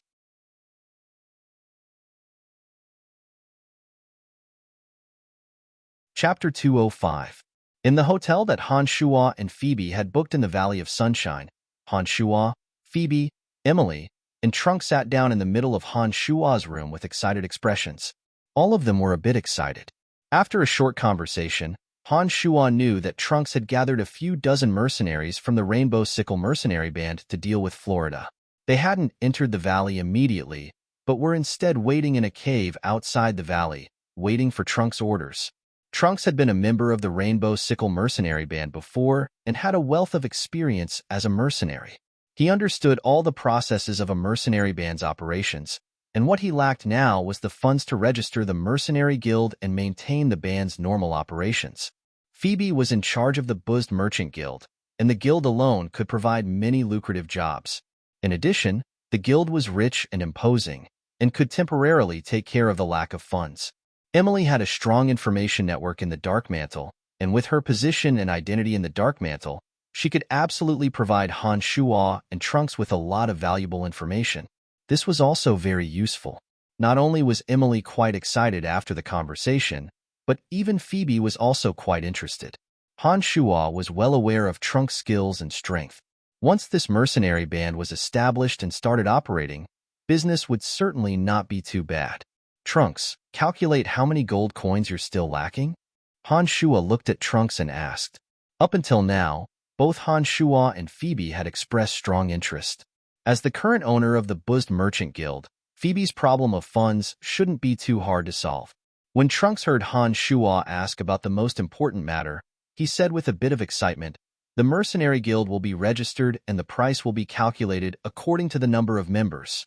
Each member's salary, equipment, weapons, and warhorses, as well as the mercenary band's location will all require gold coins." Currently, only 50 to 60 people had come to the Valley of Sunshine. These people were the backbone of the former Rainbow Sickle mercenary band. They'd only need to invest 20,000 gold coins to form a new mercenary band. In the future, depending on the number of members and their strength, we may need to increase the cost. However, once our mercenary group's name is known and we have our own stable partners, not only will we not need to continue investing gold coins, but we can also continue to accumulate gold coins and slowly increase our strength. Glancing at Phoebe and then at Trunks, Han Shuo smiled faintly. "I've reaped great rewards from my last trip to the Dark Forest. I think that the wealth I gained from that trip is enough to establish this mercenary band." During his last trip to the underground world, Han Shuo had obtained large amounts of gems and crystals from the Dark Elves and Lizardmen. Adding on the jewels he'd obtained from the Forest Troll's sacred ground, it was even more than what he'd given to Phoebe last time. Therefore, when Han Shuo took out all the wealth he'd accumulated during this time from his space ring and placed them in the hall, Whether it was Phoebe, Emily, or even Trunks, they were all dumbfounded and shocked to the core. Under the illumination of the lights, dazzling multicolored light shone from all kinds of gems and jade. The wealth piled up to the size of a small mountain. Even wealthy people like Emily and Phoebe, who were used to seeing such sights, were momentarily dazed. "Oh, my gosh, where did you get all these things from?" Emily exclaimed. Her beautiful face filled with shock as she stared at Han Shua. "Last time was a pile of treasures, and this time it's even bigger. The wealth here is absolutely worth 50,000 gold coins if converted into gold coins. Where did you get all of this?" Emily was also astonished and exclaimed in disbelief. On the other side, Trunks shook his head with a wry smile after a brief moment of daze. He said, "I stayed in the dark forest for 3 years and hunted hundreds of magical creatures, but I didn't even earn 10,000 gold coins. You're truly incredible. Help me convert these things into gold coins, and then give 30,000 gold coins to Trunks as the initial investment for establishing the mercenary band. I'll leave the rest with you. Help me purchase the materials I need." Han Shua smiled faintly and said to Phoebe.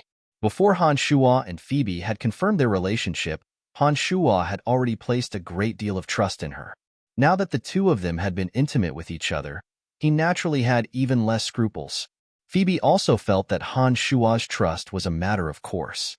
She nodded her head in agreement and smiled lightly. "Don't worry, I'll help you take care of everything. The Valley of Sunshine is the best place to do business. I'll help you convert these things into gold coins in the next 2 days." Emily was obviously a bit jealous when she saw that Han Shua had entrusted this enormous fortune to Phoebe without reservation. However, she also knew that as the owner of the Buzzed Merchant Guild, Phoebe was the most suitable person to do this sort of thing, so she didn't say much. Where did you get this bow from?" Just as Phoebe was putting these items away into her space ring, Trunks suddenly walked over with a face full of astonishment. He picked up a bow with an odd pattern on it and asked Han Shua. Han Shua suddenly remembered that this bow had come from a dark elf. A dark elf had once used up all of his life force to draw an arrow with this bow, causing heavy damage to Dark Dragon Gilbert. Afterwards, when Han Shua had obtained this bow, he hadn't discovered anything after studying it for a while. Add to that the fact that Han Shua wasn't willing to use his life to draw an arrow. He'd thrown it into his space ring and hadn't asked about it. "I obtained it from a dark elf family in the underground world. This bow is quite odd.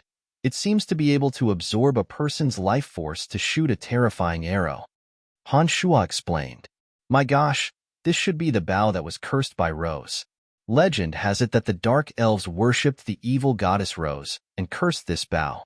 It can absorb the user's life force and shoot a frighteningly powerful shot.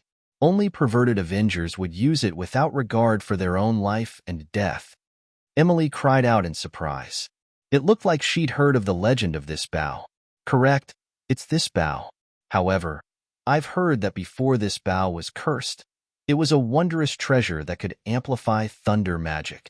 If a thunder mage took this bow and used it, they would be able to shoot an astonishing amount of lightning. It's extremely powerful." Trunks grabbed the bow and said to Han Shua, "Keep it. Maybe someone will be able to remove the curse in the future. If the curse is removed, then this bow will definitely be a treasure that thunder mages will fight over." Emily thought for a moment and said to Han Shua, "Even if this bow that could absorb life force was taken out to be sold, there probably wouldn't be many people who would dare buy it. As a demonic cultivator, as his strength increased, Han Shua could use his magical yuan to forge magical weapons with a matrix. Perhaps there would be a way to remove the curse on it in the future." Therefore, under Emily's persuasion, Han Shua nodded and put the bow away. He said, "That's a good idea. Perhaps we can use the altar to communicate with the evil god and remove the curse. We can try it in the future." After obtaining Clarendon's memories, Han Shua understood a few ways to communicate with the evil god. In principle, as long as you could provide the evil god with enough sacrifices, you would receive the evil god's corresponding favor. This was actually another form of business. After a while, all of the glowing jewels in the hall had been stored away by Phoebe into her space ring. Han Shuo then thought for a moment and took out another batch of dwarf-forged weapons, handing a heavy battle axe to Trunks. Han Shuo said with a smile, "What do you think of the quality?" Trunks' eyes had already lit up when Han Shuo had taken out these weapons, and he picked up the battle axe without a trace of politeness. The sharp surface of the battle axe was as bright as a mirror, and when Trunks shook it in his hand, the whistling sound of the wind actually came from the axe. As the battle axe swayed in his hand, there was a chilling, killing intent to it. "Good stuff. Where did you get it?" Trunks was overjoyed as he looked at Han Shuo. These weapons were all forged by the dwarves. "Perhaps there are some things inside that will be suitable for our companions."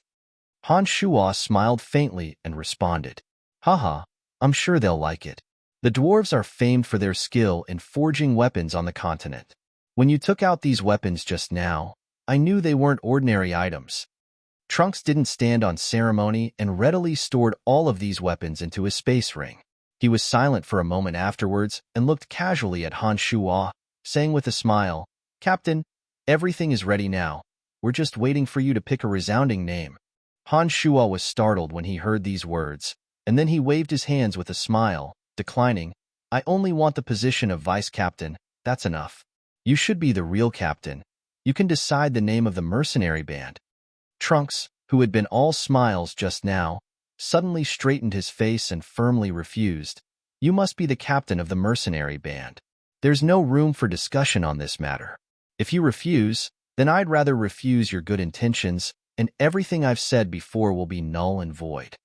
Emily and Phoebe had actually long since wanted to ask just who the master of the mercenary band was. However, it didn't seem very good to ask this out loud, so they'd held it back and decided to take some time to discuss it with Han Shuo. To the two girls, if they were to put in any effort for the mercenary band, it would only be if it was Han Shuo's. They weren't familiar with Trunks, and naturally didn't have any friendship to speak of. Although Han Shuo and Trunks seemed to have a good relationship, they obviously wouldn't agree to put their lives on the line for Trunks. The two girls showed intense interest when the thought that had been bothering them was brought up by Trunks.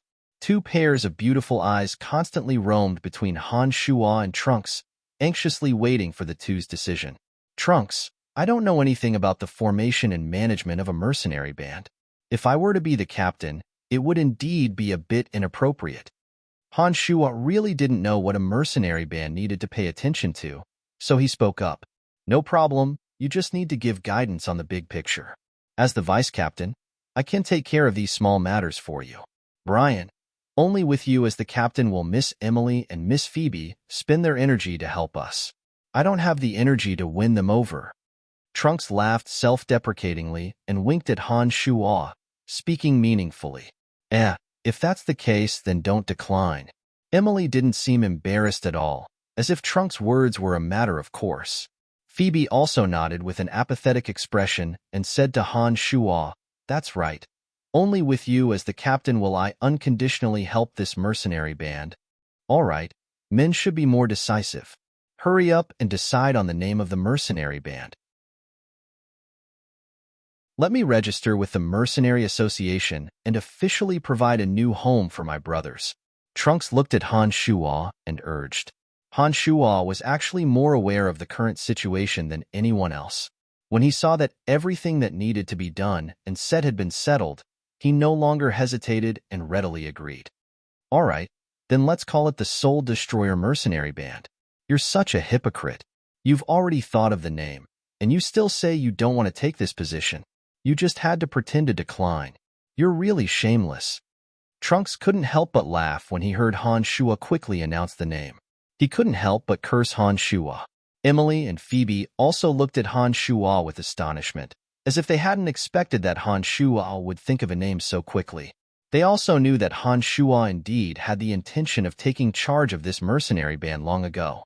It seemed that his previous excuses were indeed just polite words. "He's always been this shameless." Emily and Phoebe agreed with Trunks' cursing and actually opened their mouths to say the same thing. When the two girls finished speaking, they discovered that their words were exactly the same as the other person's. This made them feel extremely amused, and they couldn't help but laugh out loud. "All right, let's call it the Soul Destroyer Mercenary Band." I'm going to get things done now. You guys can also get busy, Trunks said.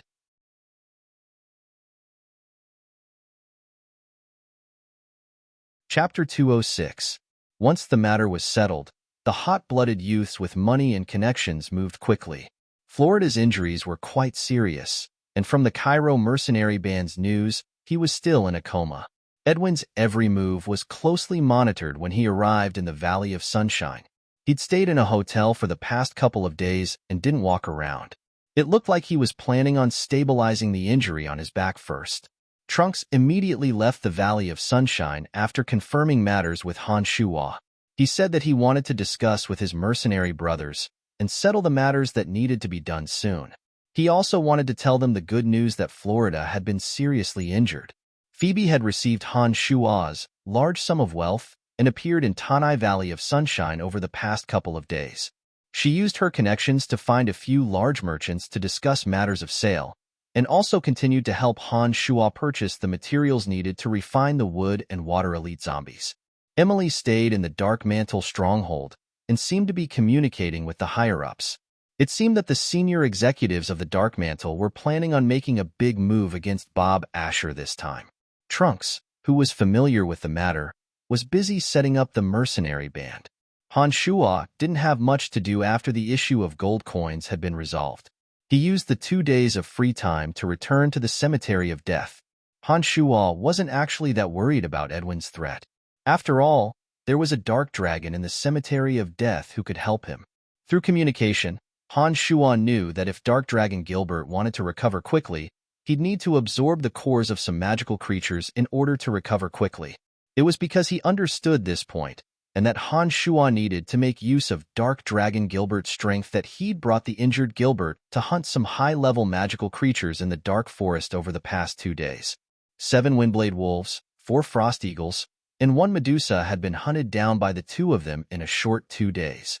With Han Shuo's current strength and Dark Dragon Gilbert's assistance, even a high-level existence like the Medusa had been killed by the combined efforts of the 2 of them. Gilbert had absorbed the energy within the magical beast cores and the Medusa's precious blood. His originally heavily injured body had mostly recovered, and his strength was no longer affected by his injuries. The cores of the magical beasts had all been absorbed by Gilbert, but the fangs, skin, and flesh were naturally taken off by Han Shuo. He had them all thrown into the warehouse of the Cemetery of Death. On the second night, Gilbert stayed in the Cemetery of Death to digest the magical beast cores, while Han Shuo went to the wide and ferocious waterfall near the Cemetery of Death by himself. The Milky Way poured down like a torrent, carrying with it a violent force that could destroy everything in its path. It was as if it had fallen directly from the 9th heaven. In the frigid winter, Han Shuo sat cross-legged on an enormous boulder near the center of the Cemetery of Death with his bare body, using his body to resist the impact of the waterfall. His naked body was dyed a bright red under the impact of the waterfall. Han Shuo sat there cross-legged, his body fused with the rocks. He was as motionless as a boulder, like a lifeless stone statue. However, within Han Shuo's body, the magical yuan was circulating rapidly like 10,000 galloping horses. All of his muscles, meridians, and bones were being tempered over and over again wherever the magical yuan passed. The demonic infant throbbed lightly in his lower abdomen. A small person that looked exactly like Han Shuo was emanating a surging life force. Han Shuo had continuously broken through in this period of time.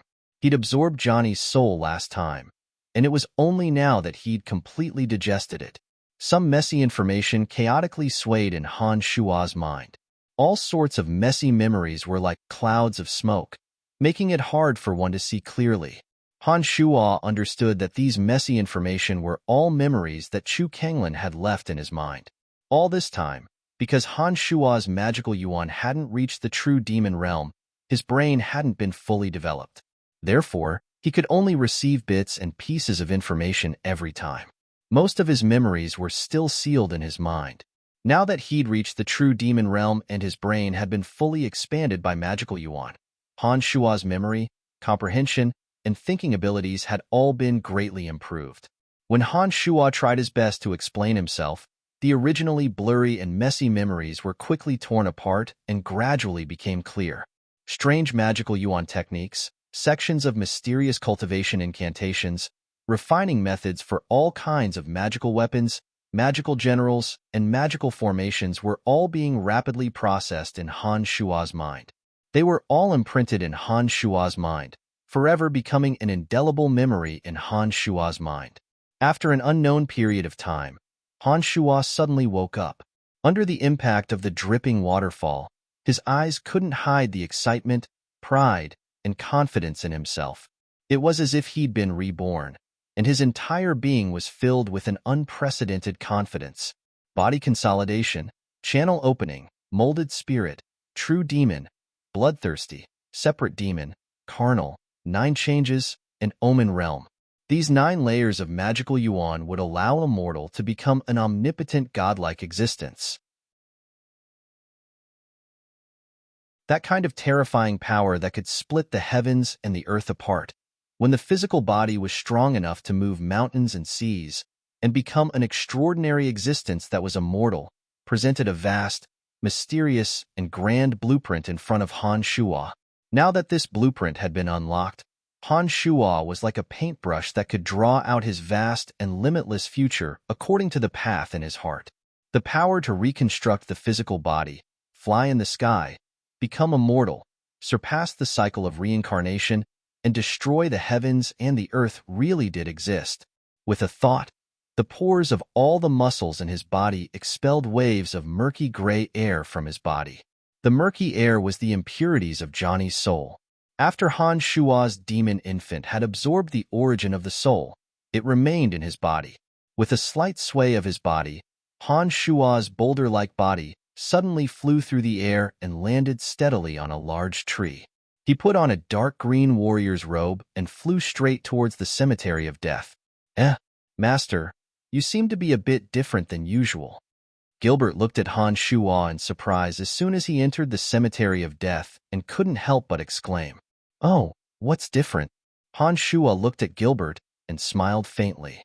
Shaking his head, Gilbert said, "I can't describe it. His eyes seem to be a bit more mysterious, and his aura is a bit different. He seems to have become more confident, as if he has the confidence of victory in his grasp after grasping the situation." Han Shua understood that after obtaining all of Chu Tsangming's memories, he now knew many of the demonic arts like the back of his hand. Even if he didn't rely on Gilbert now, Han Shua still had a way to deal with Edwin. It was just that it would be a bit more troublesome because he wasn't strong enough. "Since your injuries have healed, let's leave this place together." "That's great. Are you going to take me to do some sneaky things again this time?" "Don't waste my breath. Do what I tell you to do." "Master, after you left today, I seem to have seen the soil in that area loosen for a bit." Gilbert first complained in an aggrieved manner and then suddenly remembered something. He pointed at the place of extreme earth where the Earth Elite zombie had been refined and said to Han Shua.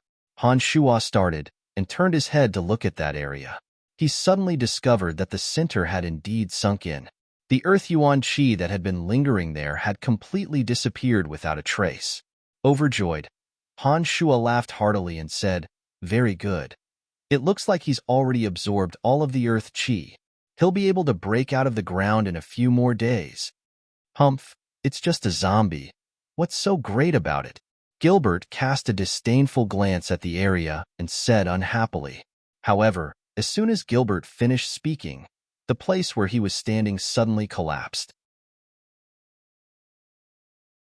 After a wave of earth quaking and mountain shaking, an enormous gully appeared out of thin air and forcibly clamped down on Gilbert, who was caught off guard. The ruptured gully seemed to be alive as it continued to clamp down. Gilbert's body was flattened, and he cursed loudly. All right, let him go." Han Shua could feel the Earth Elite zombie's discontent buried deep in the ground and knew that it must have been the Earth Elite zombie's doing.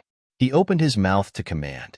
As Han Shua's voice sounded, the gully that had been continuously shrinking suddenly parted like a door. Unable to move, Gilbert discovered that all of this earthquake and the collapse of the ground was caused by the Earth Elite zombie below. He couldn't help but have a face of shock and hastily crawled out when the gully loosened. He took form here, cultivated here, and absorbed the earth origin energy. This place is his territory.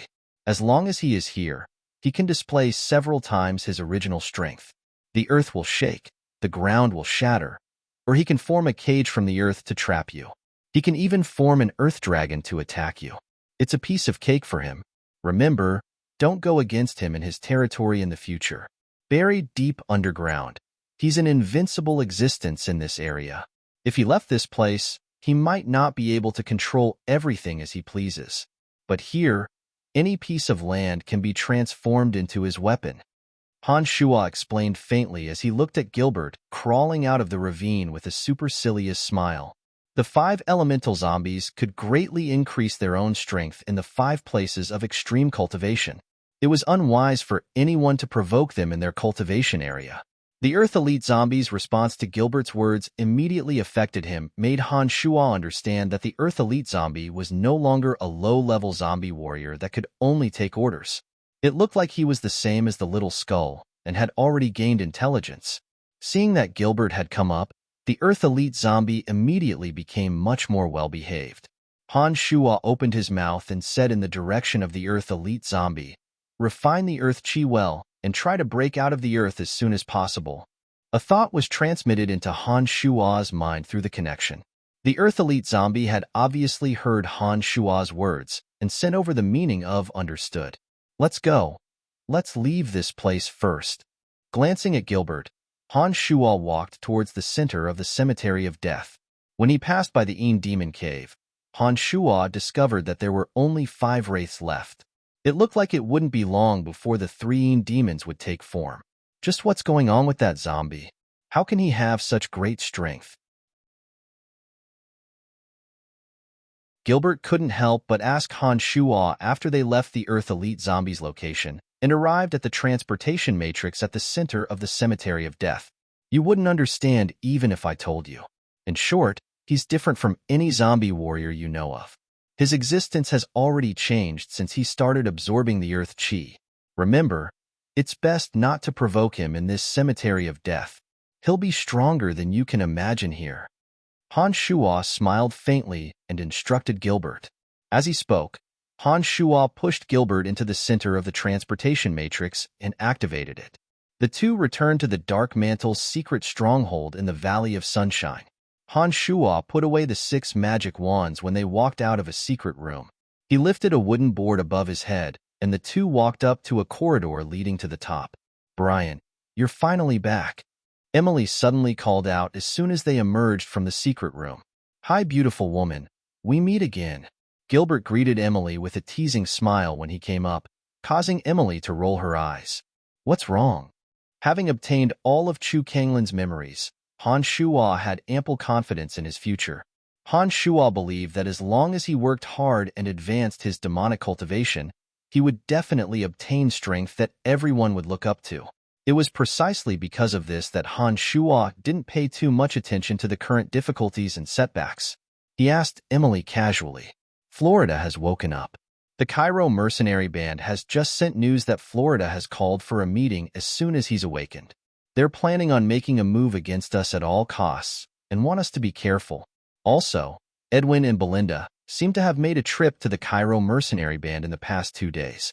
We received this information ourselves, and the Cairo mercenary band didn't tell us." Emily responded quickly, nodding to indicate that he understood. Han Shua frowned slightly and thought for a moment, saying with a smile, "We'll deal with the situation as it comes. If Florida dares come to his death, I'll make sure he'll have to bear the consequences. Don't worry about Edwin for now. I think that no matter how stupid Loriton is, he wouldn't make things difficult for us at this time. We're also the bargaining chips he's using right now. If he wants to deal with us, he'll definitely choose to do so after Florida's death. According to my estimations, Edwin may be able to obtain some information from the Cairo mercenary band, but Loriton will definitely not agree to work with him against us, nor will he choose to work with Edwin. Don't pay too much attention to this matter. What we need to do now is to defend our current stronghold." Emily was stunned for a moment by Han Shua's words. Emily then looked oddly at Han Shua, only then discovering that Han Shua had maintained an aloof expression from beginning to end, as if he didn't care about any danger at all. His eyes were even more profound and mysterious, and his entire presence had changed. It was filled with an indescribable feeling, which surprised Emily a bit. "What is it? Why are you looking at me so strangely?" Han Shua rubbed his nose and laughed involuntarily when he saw Emily's beautiful eyes staring at him without blinking. "Brian, has something happened to you in the past 2 days? Why do I feel like you're different from before?" Emily didn't hide her thoughts and asked directly. "Yes, Master is indeed a bit different from before. I've noticed it too." Gilbert couldn't help but raise a fuss at this time as his gaze continuously roamed over Han Shua's body, seeming to want to find what was different about him. Nothing much. I've just obtained a large amount of memories in the past 2 days. These memories have helped me understand many things." Han Shua had a mysterious smile on his face as he explained to Emily. Even now, Emily still felt that Han Shua was incredibly mysterious. Some of the things that had happened to him seemed so miraculous and out of the ordinary. The little skull that didn't fear dark magic, the miraculous weapon that could soar above the 9 heavens without relying on magic or fighting aura. All of this was beyond her comprehension. "Forget it. I won't understand even if you explain. I only need to know that there's nothing wrong with you." Emily shook her head and gave up on pursuing the matter. She suddenly remembered what Han Shua had said at the end and asked, "Oh right, you said that you want to defend our current stronghold. How do you plan on doing so?" With a mysterious smile on his face, Han Shua mused for a moment and spat out 2 words that were completely foreign to Emily: "Set up the matrix."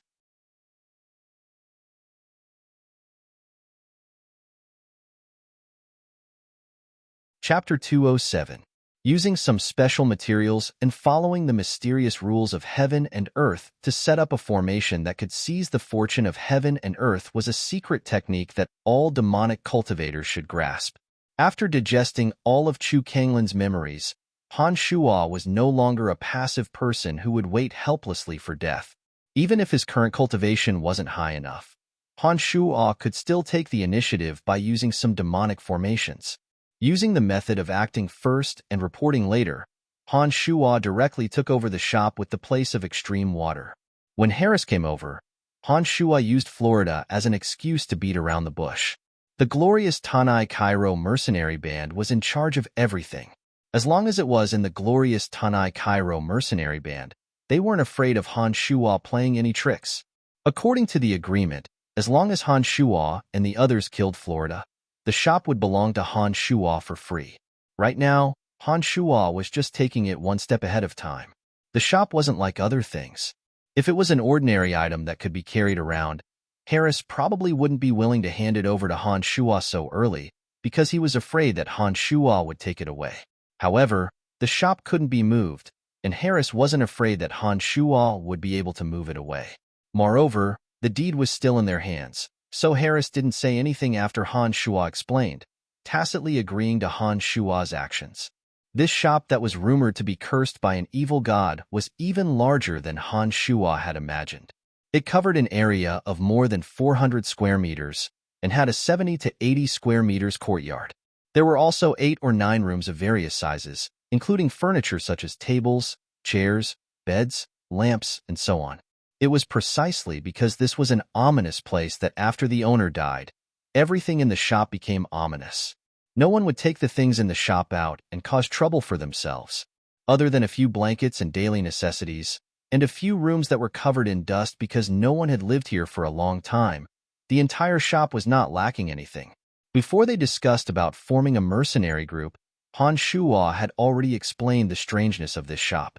Although Emily, Phoebe, and the others didn't fully understand Han Shua's explanation, they understood that Han Shua had already cleaned up the harmful things in the shop.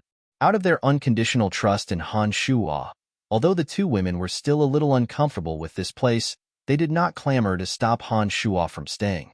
Since they had decided to set up the formation, they naturally had to make preparations beforehand. Emily and Phoebe came forward and provided a list to Han Shua. The 2 girls were responsible for collecting some necessary cold items as the most basic materials. Because he was worried about the 2 girls' safety, Han Shuo had Dark Dragon Gilbert follow them. With such an extraordinary dark dragon, an archmage, and a swordmaster, the two girls wouldn't be at a disadvantage even if they ran into Edwin.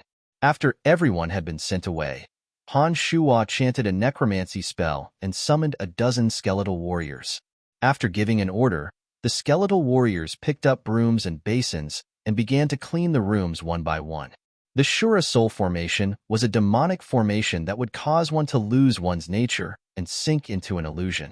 This formation required the aura of death from 100 ghosts, condensed from cold corpses into 6 Shura pillars, and then used the blood of virgins as the brush and ink to inscribe demonic runes on the 6 pillars. In addition, a floating cloud stone would absorb 5 drops of the caster's blood essence as the eye of the formation. Once the formation was complete, any enemy who didn't understand the formation would immediately be assaulted by the aura of death from 100 ghosts if they walked in. Their entire mind would be thrown into disarray and hallucinate. They would discover their other self within the formation, wanting to kill them at all costs. Fear would cause them to instantly descend into a frenzy.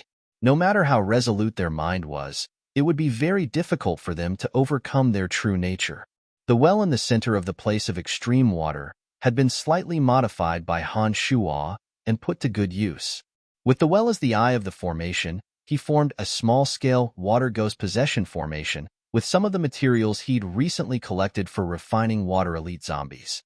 A jellyfish was planted in every vengeful spirit, and they would be catalyzed into water ghosts in the well using a secret technique. Anyone who approached the well would be possessed by the water ghost and be dragged into the well. When he was setting up these two formations, Han Shuo suddenly sighed with emotion that he indeed had foresight. Once Chu Kanglin's demonic arts and the necromancy of this world were used together, it would indeed have miraculous effects beyond imagination. The ghosts needed for the Shura Soul formation could be replaced by vengeful spirits, and the cold corpses could be replaced by the bodies of ordinary skeletal warriors. The water ghost for the water ghost possession formation also needed to be catalyzed by vengeful spirits. If Han Shuo hadn't practiced necromancy, he would have had to go to some tombs and slowly gather these materials himself. However, with his identity as a necromancer, Han Shuo only needed to recite a few incantations to gather all the materials, saving him a lot of effort. After a busy day, Emily, Phoebe, and Gilbert returned to the shop in the evening. They couldn't help but be surprised by the shop in front of them. 6 white bone pillars were inserted into the 6 corners of the courtyard. A cold and gloomy aura was emitted from the courtyard. In the void, groups of gray, resentful spirits were flying around, baring their fangs and brandishing their claws. An evil and gloomy feeling filled the air.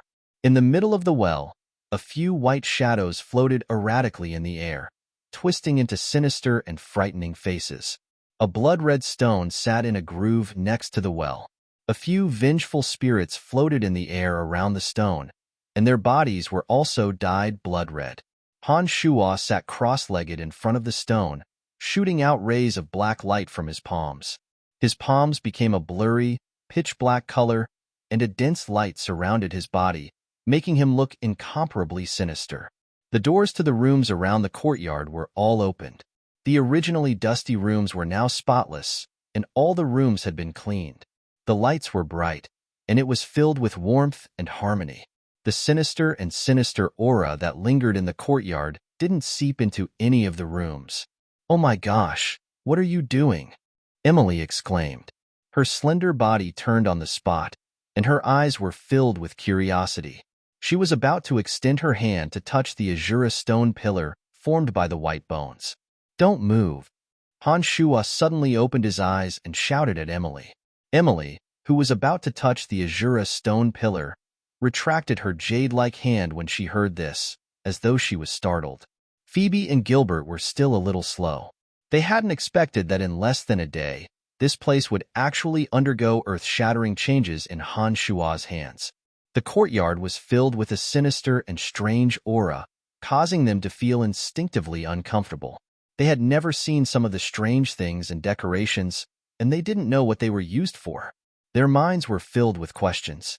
With a faint smile, Han Shuo stood up from his cross-legged position and dripped a bewitching drop of blood from his right hand onto the stone in front of him.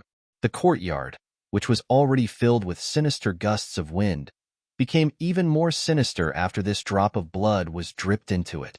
Vengeful spirits howled and danced in the air. A sinister and cold aura of death was incomparably dense, causing one's heart to tremble. "Did you get what I asked you to buy?" Han Shuo asked with a faint smile. "You should ask him.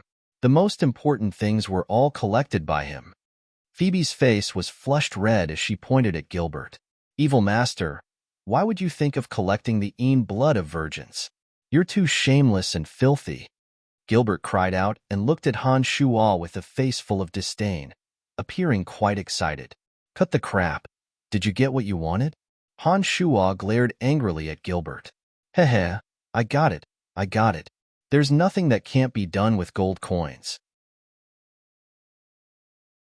I only spent 50 gold coins to walk around a few alleys in the Valley of Sunshine and got what you wanted from the owner," Gilbert said as he took out a palm-sized bottle and handed it to Han Shuo.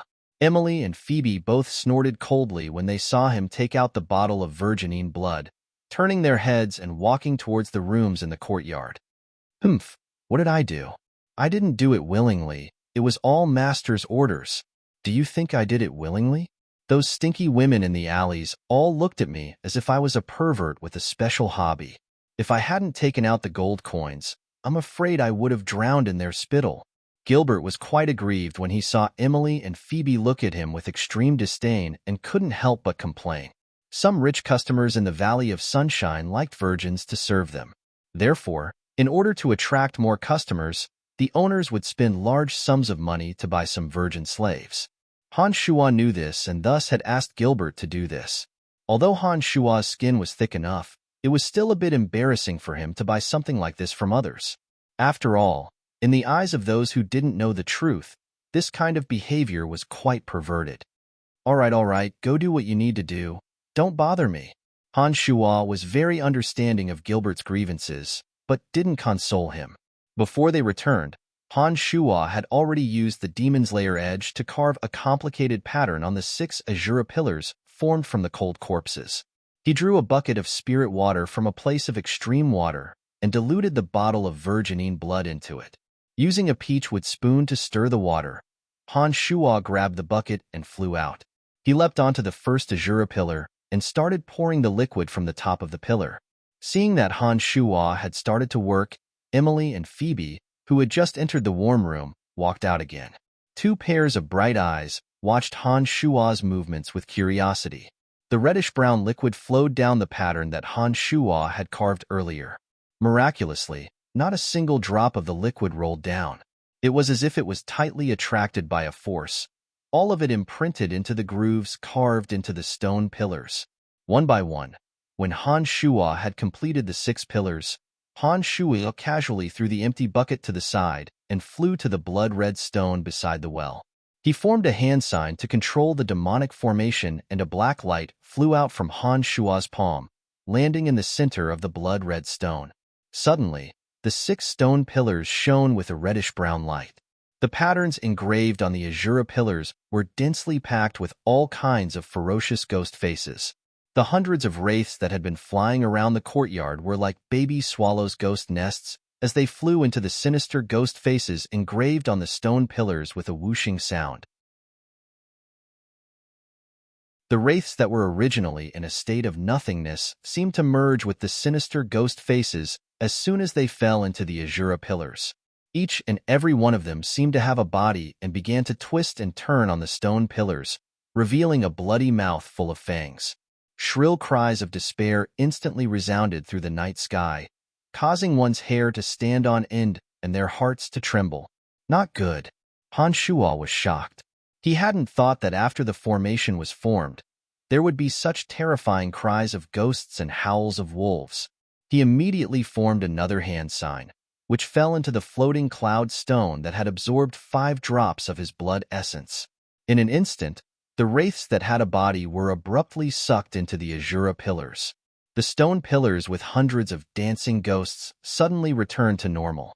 The wraiths within the stone pillars seemed to have been frozen in the sinister ghost faces, without the slightest sign of life. Give me all the remaining materials. The formation will be formed soon. Even if that old monster Edwin comes, I will make him suffer. Han Shua laughed maniacally as he spoke to Phoebe and Emily. The two girls were horrified. When they heard Han Shua's words, their minds were in a mess as they handed over the cold and evil items that Han Shua had ordered them to purchase to Han Shu one by one. After he'd obtained all the materials, Han Shua's body flitted through the center of the yard under the trio's incredibly puzzled gazes. It was at this moment that the trio discovered that there were many large and small grooves in the ground of the yard. These grooves had been cut flat and were just enough for Han Shua to place all the items in. When everything was done, Han Shua retreated from the courtyard. When Han Shua stood beside Phoebe and Emily, he called Gilbert to his side. With a single thought, a beam of blood-red light shot into the sky from the courtyard. In an instant, a chilly wind blew through the courtyard, and the ghosts on the 6 stone pillars danced wildly. An extremely cold and evil feeling instantly filled the hearts of Phoebe and the others. The three of them understood that the originally simple courtyard had become a life-threatening danger zone after Han Shua's torment. Turning his head to look at Emily, Han Shua had a mysterious smile on his face as he spoke to the trio. As long as we set up a soundproof boundary around the area, then it'll be foolproof. Leave this matter to me. Emily understood and released a dark magic spell. A wave of magic suddenly appeared in the air above the courtyard, like a colorless and formless cover, covering the sky above the courtyard. What's going on? Is the evil god's curse acting up again? Harris's shout suddenly came from outside. A series of footsteps could be heard as Harris and the others from the Cairo mercenary band appeared in front of the shop on their warhorses. Harris dismounted and knocked on the door as he called out. Because the floating cloud stone was the eye of the formation and had 5 drops of Han Shua's blood essence on it, Han Shua only needed a thought to use the floating cloud stone to control the entire formation within this area. When he heard Harris's shouts, Han Shua made some slight adjustments to the formation. All of the abnormalities within the courtyard returned to their original state. Apart from the 6 Azura pillars, there were no other changes. Nothing much, Mr. Harris. Is there some news that you want to tell us?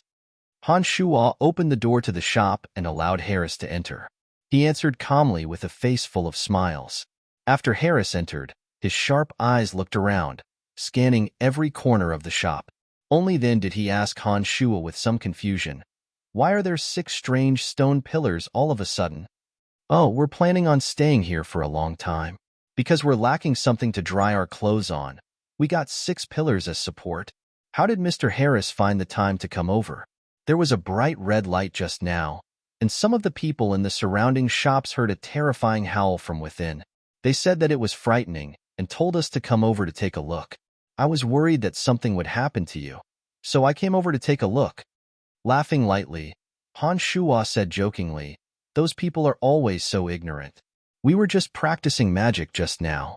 With the few of us here, even if the curse came true, we wouldn't be afraid. Don't worry." Is this pervert who collects the blood of virgins also your friend?" Harris nodded and didn't say much. He was about to leave when he suddenly discovered Gilbert and couldn't help but ask Han Shua. I guess so." Han Shua was a bit embarrassed and turned to glare at Gilbert, who was about to explode, to indicate for him to shut up. He then explained to Harris, "Why do you have a friend like this? He's so disgusting." Harris looked at Gilbert with extreme disdain and didn't want to stay here any longer. He hurriedly left with the others as if he was trying to hide. "God damn it, it's all Master's orders. What does it have to do with me?" After Harris left, Gilbert finally couldn't take it anymore and roared angrily, seething with anger.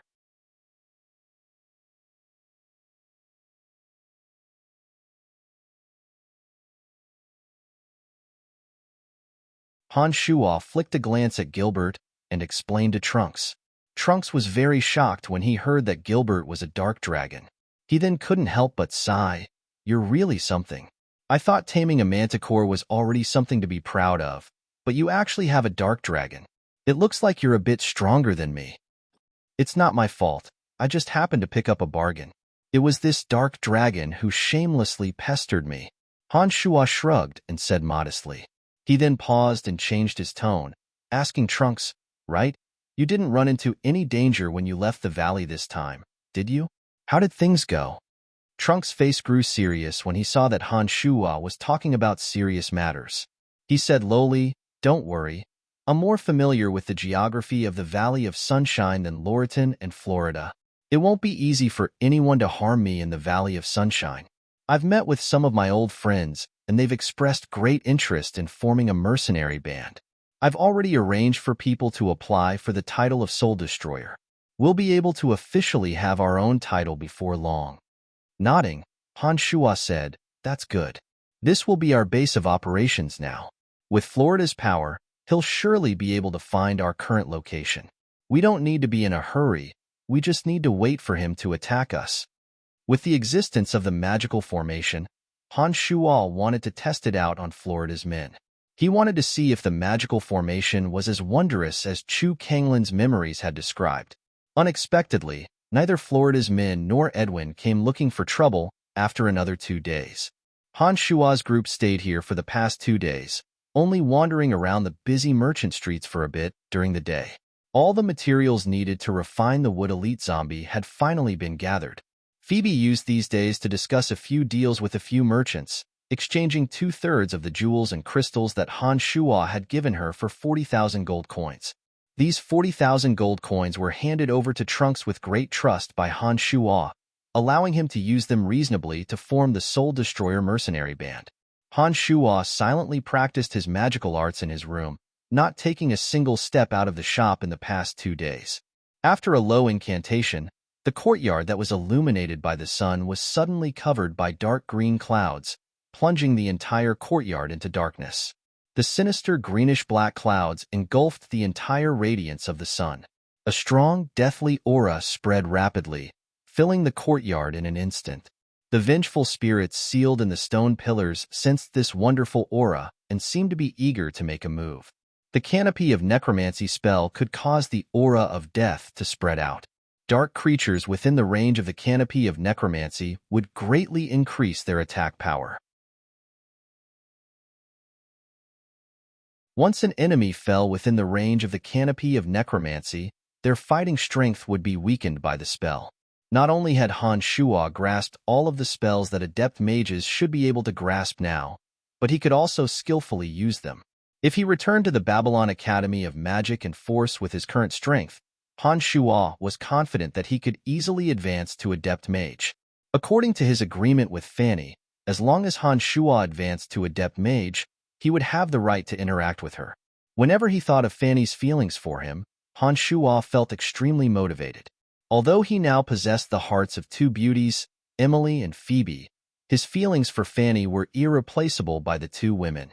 Han Shuo had never slacked off on his magical arts training. However, at this stage, the demon infant needed some soul energy to replenish and strengthen. Just relying on hard training wouldn't allow him to make great progress in a short period of time. Therefore, Han Shuo was waiting for an opportunity to find the souls of some experts to replenish the nutrients that his demon infant needed. One evening, as Han Shuo was cultivating his magical arts with his eyes closed, he suddenly felt the call of the little skull. An anxious emotion suddenly came from a distant plane. The little skull's call was urgent and carried a kind of panic as if he was struggling to avoid danger. With his previous experience, Han Shuo immediately knew that the little skull must have run into danger again. Without thinking too much, Han Shuo immediately chanted an incantation through the connection between the 2 of them, attempting to summon the little skull from the distant plane to him. After the incantation was completed, the space in front of him suddenly seemed to have been sliced open by a sharp knife. The little skull's 7 bone spurs flickered as it shot out from the torn space like lightning. However, behind the little skull, the torn space suddenly reflected the figure of a giant knight that was 5 to 6 meters tall, riding a strange fire horse and wielding a broadsword that was 2 meters long. A huge rotten aura came from this giant shadow. The overwhelming aura of death was so strong that it made people's hearts tremble. This dark creature from another world was restricted by the laws of space, and it could only reveal a huge shadow. Then, When the little skull landed in front of Han Shuo, the torn space suddenly returned to normal, and the huge aura disappeared without a trace. The astonished little skull held his bone knife in his left hand and the eye patch in his right hand. After losing the eye patch in his left eye, the purple demon eye that the little skull obtained from the Dadera demon statue blinked and shone with a purple light as he stared blankly at Han Shuo. Suddenly, a huge force burst out from the purple demon eye in the left eye of the little skull. This force instantly burst out, and with the purple demon eye as the center, it tried to invade the bodies of the little skull and Han Shuo, intending to take control of the bodies of the little skull and Han Shuo. Just like the situation in the Holy Land of Forest Troll, this force came from the purple demon eye. It was filled with a violent desire to plunder everything, and it would suddenly attack after the eye patch was taken off, as if the demon Dadera demon had really left a part of her divine sense in the purple demon eye. Put on the eye patch, hurry up. Han Shuo's entire body trembled from the pain, as if several sharp knives were violently stirring in his mind. He suddenly yelled out, his body trembling with pain. The little skull was also suffering. He fell to the ground and kept rolling. After receiving the order from Han Shuo, he finally put on the eye patch with trembling hands. Miraculously, the force that invaded the bodies of the two disappeared without a trace as the eye patch was put on. However, just as Han Shuo heaved a sigh of relief and turned to look at the little skeleton, he saw purple light shoot out of the little skeleton's left eye. The eye patch that he'd been using to cover his purple demon eye seemed to be incinerated by a raging fire, turning into sparks and disappearing in the wind.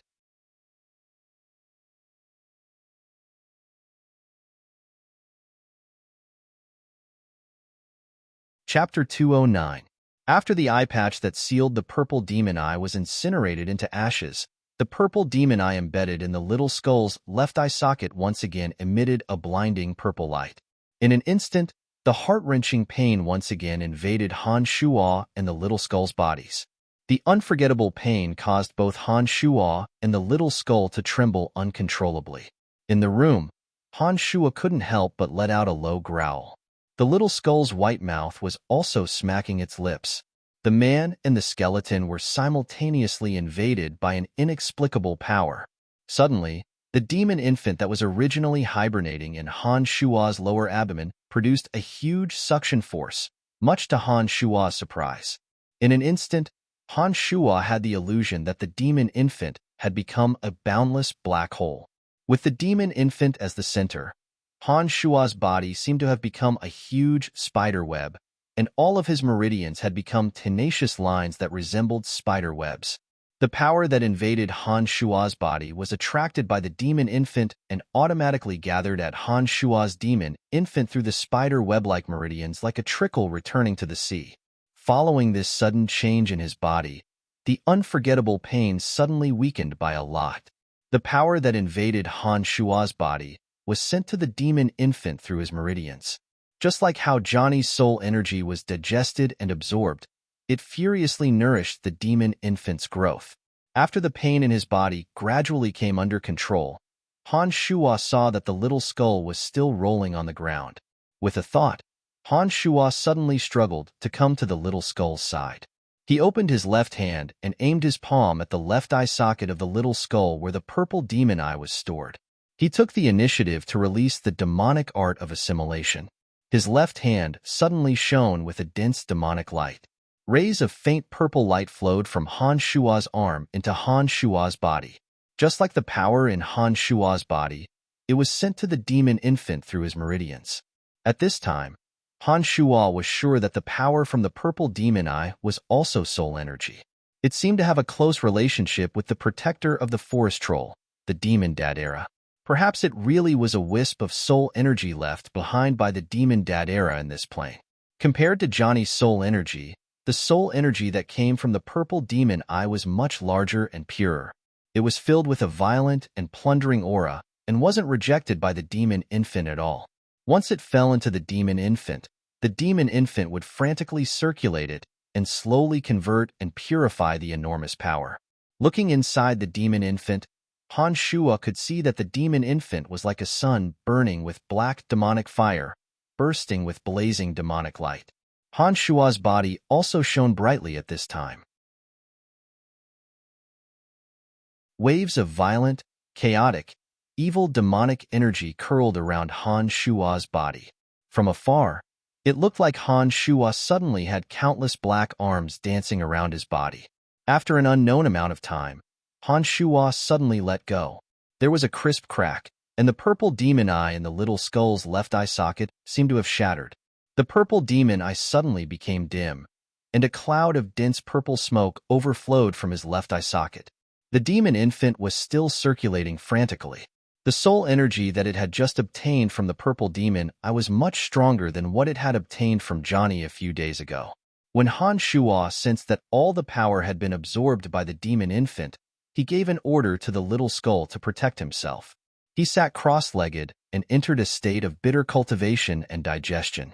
The power of the purple demon eye was completely absorbed by Han Shua's demon infant. The little skull, who was in excruciating pain like Han Shua, sat on the ground in a daze for a long time. After the strange power of the purple demon eye disappeared, it was embedded in the little skull's left eye socket. As it rolled around, it gave the little skull a more lively look. What's going on? When Emily and Gilbert sensed the black demonic aura bursting out from Han Shua's room, they couldn't help but come to investigate. When the little skull, who was sitting on the ground, heard the noise outside, it straightened its legs and stood up. The purple demon eye blinked a few times, and it walked to the door to open it. When Emily and Gilbert saw the door open, and a short, pure white little skull suddenly appeared in front of them. The little skull had a purple eyeball in its left eye socket, and it was rolling around. They were shocked and couldn't help but take a few steps back. It pointed at Han Shua with its left hand. The little skull's left eye rolled around, and it looked at Emily and Gilbert.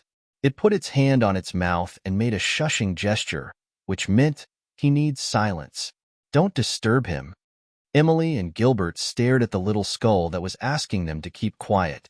For a moment, they felt that the scene in front of them was too challenging.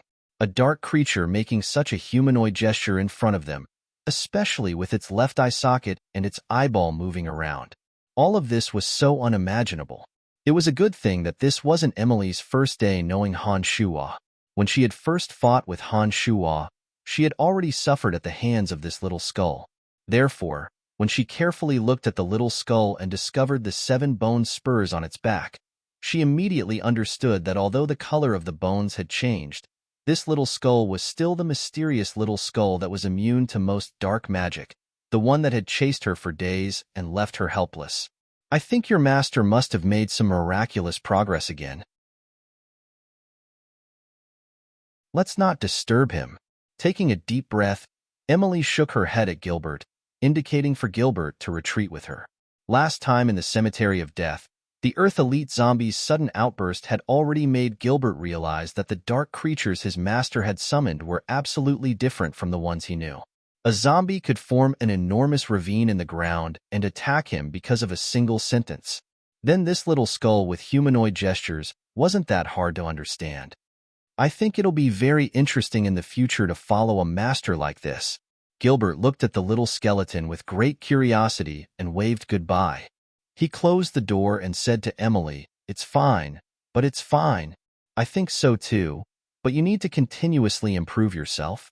Otherwise, you might discover one day that you can't even beat a dark creature your master has summoned." Emily had heard from Han Shua that the dark creatures he'd refined had limitless potential to evolve on their own. She hadn't quite believed it at first, but now that she'd seen the little skull's performance, she was convinced without a doubt. Han Shua didn't feel anything when Emily and Gilbert entered. The enormous power from the purple demon eye allowed Han Shua to focus his attention to the extreme, completely unaffected by the various disturbances of the outside world. Some demonic practitioners would need to find an extremely quiet place to train in seclusion when they needed to practice a certain secret art or demonic treasure. They would also need to set up layers of defensive measures to prevent others from disturbing them. The reason why they were so cautious was because that state was when the demonic practitioner would be least prepared. They couldn't be disturbed in the slightest when refining demonic treasures or practicing demonic arts. Otherwise, it was very likely that they would suffer chi deviation and waste all their previous efforts. Another 2 days and 2 nights passed after Han Shua's preparations. Han Shua didn't take a single step out of his room during these 2 days and 2 nights. Phoebe, Emily, and Trunks didn't slack off during these 2 days. They were either busy with the matters of establishing the mercenary band or continuing to discuss business to help Han Shua sell the jewels and items. On this day, in the middle of the night, a few people were in the shop discussing how to make better use of the gold coins and manage the mercenary group's affairs. Suddenly, a mercenary from the Cairo mercenary group knocked on the door and said that a group of people were on their way. The mercenary from the Cairo mercenary group immediately left after reporting this information.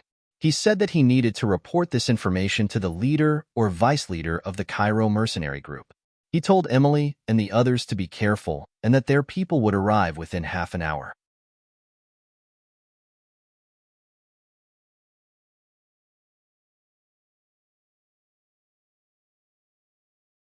Chapter 210. The enemy had come faster than they had imagined. The clattering of iron hooves had just sounded in the distance when strange noises came from the rooftops. "Come, let's leave the room and go into the yard." Trunks' expression was calm as he hefted a long sword and led the way into the yard with the manticore. There was a wide yard in the center of the shop, surrounded by several large and small houses that surrounded the yard. If the enemy came to attack, and the power of their attacks directly passed through the walls and into the houses, they would be forced into a passive position if they wanted to leave after adding fire magic to it. In addition, the yard had been meticulously decorated by Han Shua. Han Shua had once told them that the 6 pillars contained great danger, but if they stood in a special position next to the pillars, they would instead be unaffected by the formation. The formation hadn't been activated yet, but if the 6 pillars were fiercely attacked, the formation would automatically react even without Han Shua's orders. We're not familiar with the things in the yard, so don't act rashly unless we have no other choice. But if we really can't withstand it, we'll attack the stone pillars and quickly hide in 6 safe places. Let's gamble. Emily walked into the yard and took out her staff as she spoke to the 3.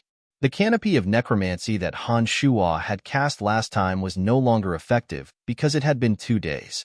Specks of starlight were embedded in the night sky like diamonds, adding a few scattered glimmers to the pitch-black night, allowing the people in the yard to roughly make out everything around them.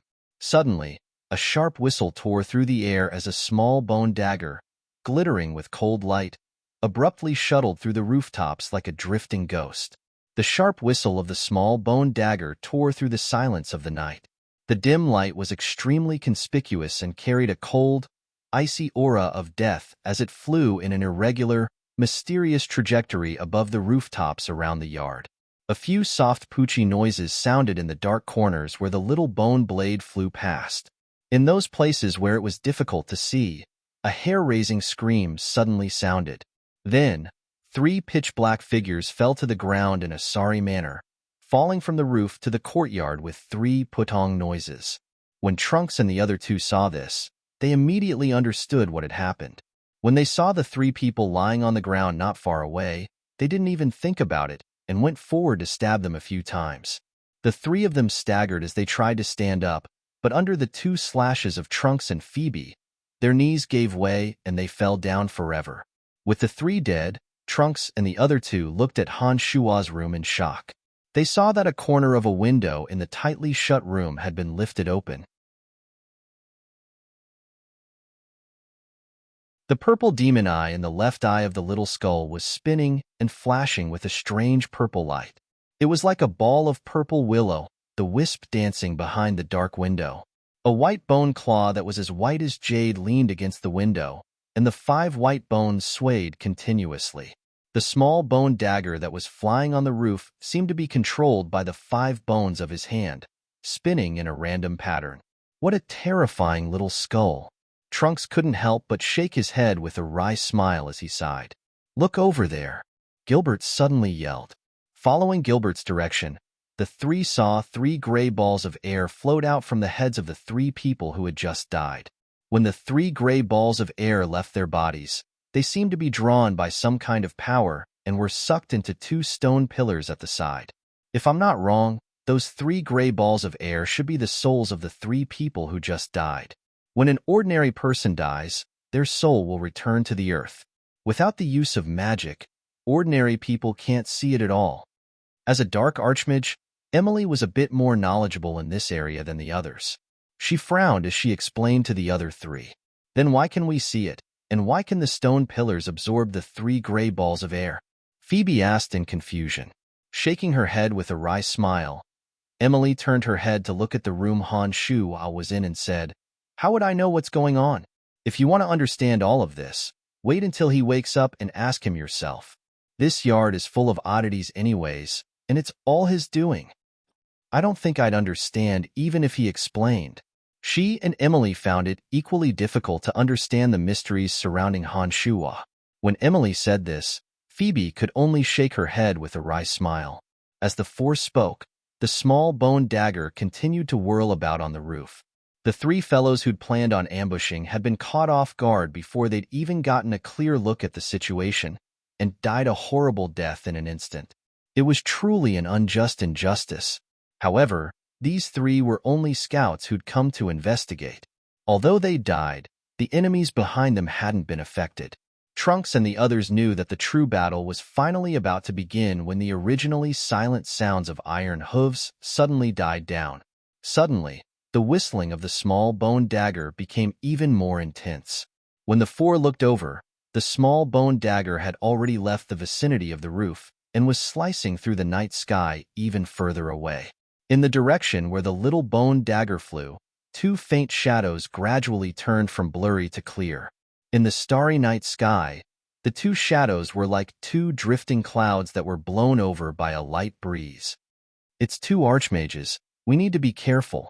Emily's heart jumped as she warned gravely.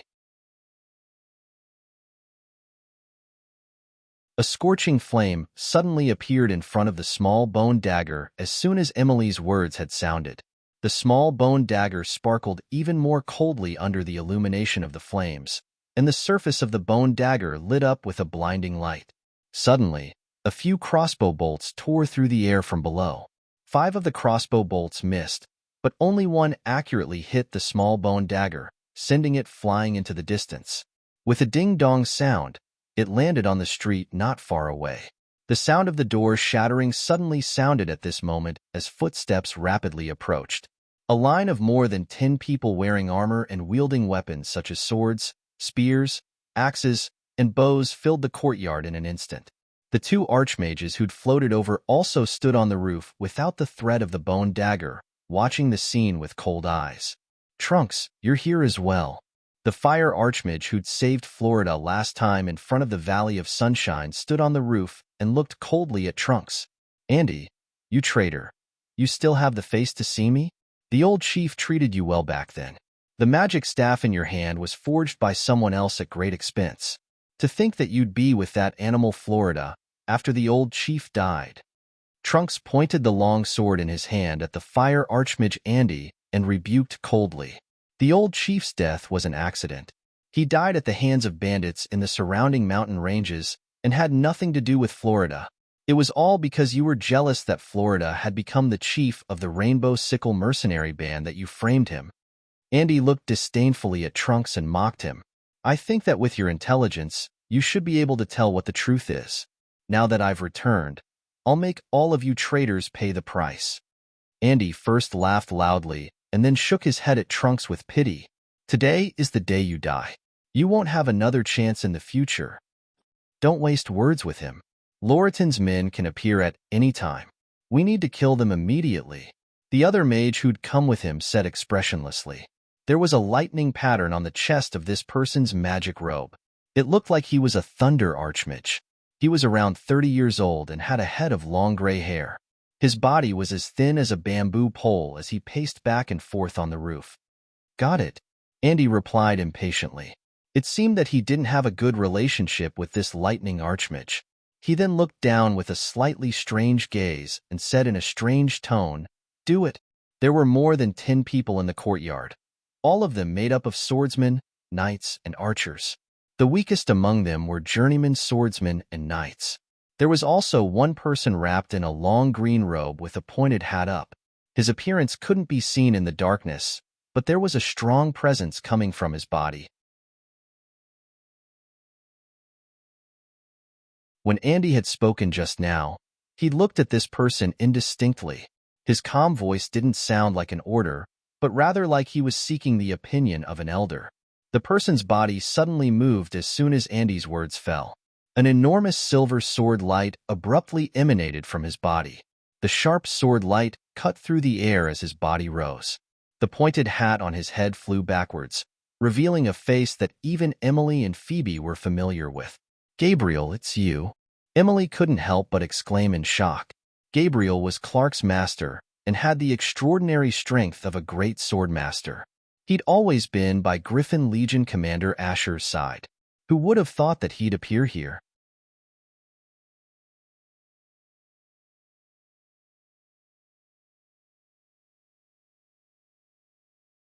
Chapter 211. The long sword in Gabriel's hand moved, and a silver sword aura tore through the air, the sharp killing intent chilling to the bone. As Emily cried out in alarm, Trunks and Gilbert had already leapt forward to block Gabriel. Trunks, who was riding on the manticore, had a cold and serious expression on his face as he raised the greatsword in his hand, forming a milky white circle of swords in front of him. Gilbert held a dark spear in his hand. Since he didn't practice any martial arts techniques, he purely used the tough body of his dragon race to viciously throw out a spear. The sound of metal clashing rang out as Trunks and the manticore dodged in panic with a muffled groan. Gilbert's spear had been broken into two, and his chest had been cut open by the sword aura, revealing a large piece of dark skin. Great Swordmaster Gabriel's expression was cold and sinister, and he was calm and composed after that strike. He wasn't in a hurry to immediately attack, but instead cast his gaze towards the room where Han Shua and Little Skull were. The howl of the bone dagger suddenly sounded at this moment as a small, dark bone dagger suddenly shot out from the direction Gabriel was looking at. The little skeleton's left eye, glowing with purple light, focused on Gabriel as the 5 white bone claws on its left hand waved continuously. Trunks, who was still panting, and Gilbert, who was drenched in cold sweat, were both shocked by Gabriel's terrifying strength. It was just a simple strike, but Trunks had been attacked with the force of an avalanche and could only dodge. As for the powerful Gilbert, because he didn't know how to use martial arts techniques, his spear had been cut in two by the silver fighting aura. If he hadn't dodged in time, his chest would have been injured by the fighting aura. However, just as the two were having a headache over how to deal with Gabriel, Little Skull's assistants arrived just in time. A dark bone blade forced Gabriel to treat it with caution. The spell to control a demonic treasure was a secret technique unique to demonic arts practitioners. Gabriel had obviously been stunned by this miraculous attack, which was why he had given up on pursuing Gilbert and Trunks, and instead focused all his attention on dealing with Little Skull's bone dagger. The silver sword gleam was dazzling, and under the starry sky, it was like fireworks exploding in the night sky. It formed a tight defense around Gabriel. The small bone daggers revolved around Gabriel's body, emitting sharp whistles as they danced around, attempting to deal a fatal blow to Gabriel. "What are you guys standing there looking at? Attack immediately!" Andy suddenly shouted at this time. The group of armored mercenaries who'd been dumbfounded by the little bone dagger's miraculous attacks were finally roused from their stupor by this shout.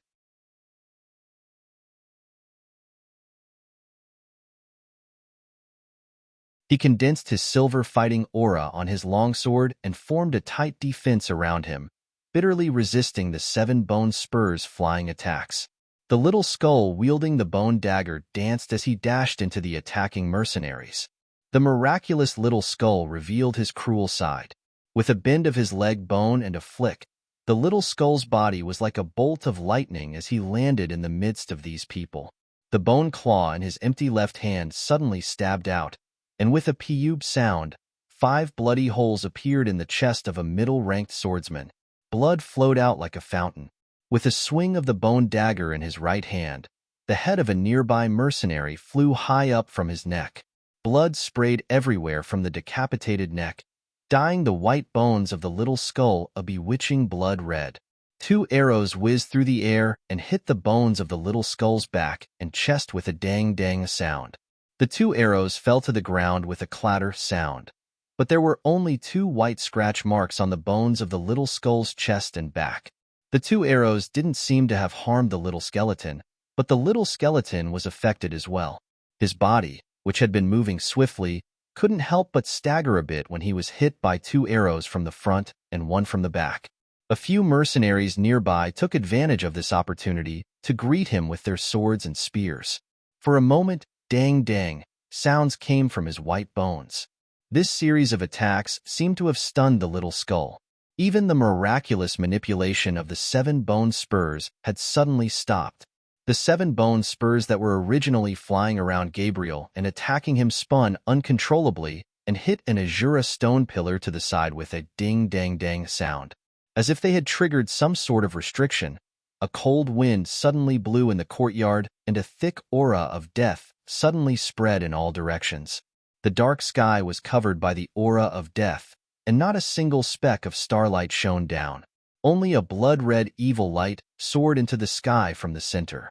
The 6 white bone pillars that had been deathly silent suddenly emitted a terrifying howl.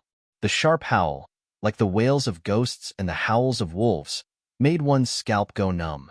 It was as if a malicious ghost was lying next to one's ear and licking one's earlobe with its blood-red tongue.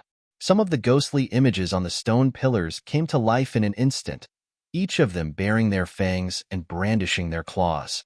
The 6 stone pillars seemed to have become 6 evil beasts with thousands of tentacles, constantly waving all kinds of ghostly claws and attacking all living things in the surroundings. "Hurry and hide," Emily yelled when she saw that the demonic formation in the courtyard had been triggered. The few people who already knew what was going on had already started moving when Emily cried out in alarm.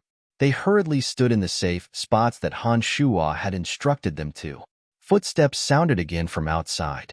Another dozen or so people from the Cairo mercenary band had been standing guard around the shop.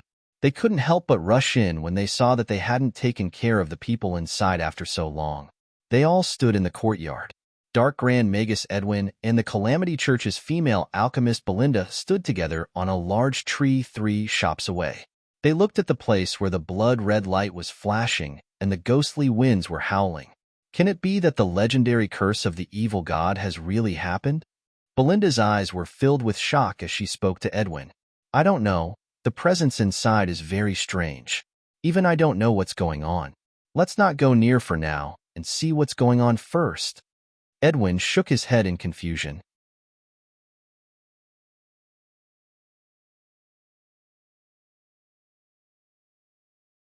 Chapter 212. What's going on? What's going on? I can't see anything. Someone's attacking me. What's going on with this courtyard?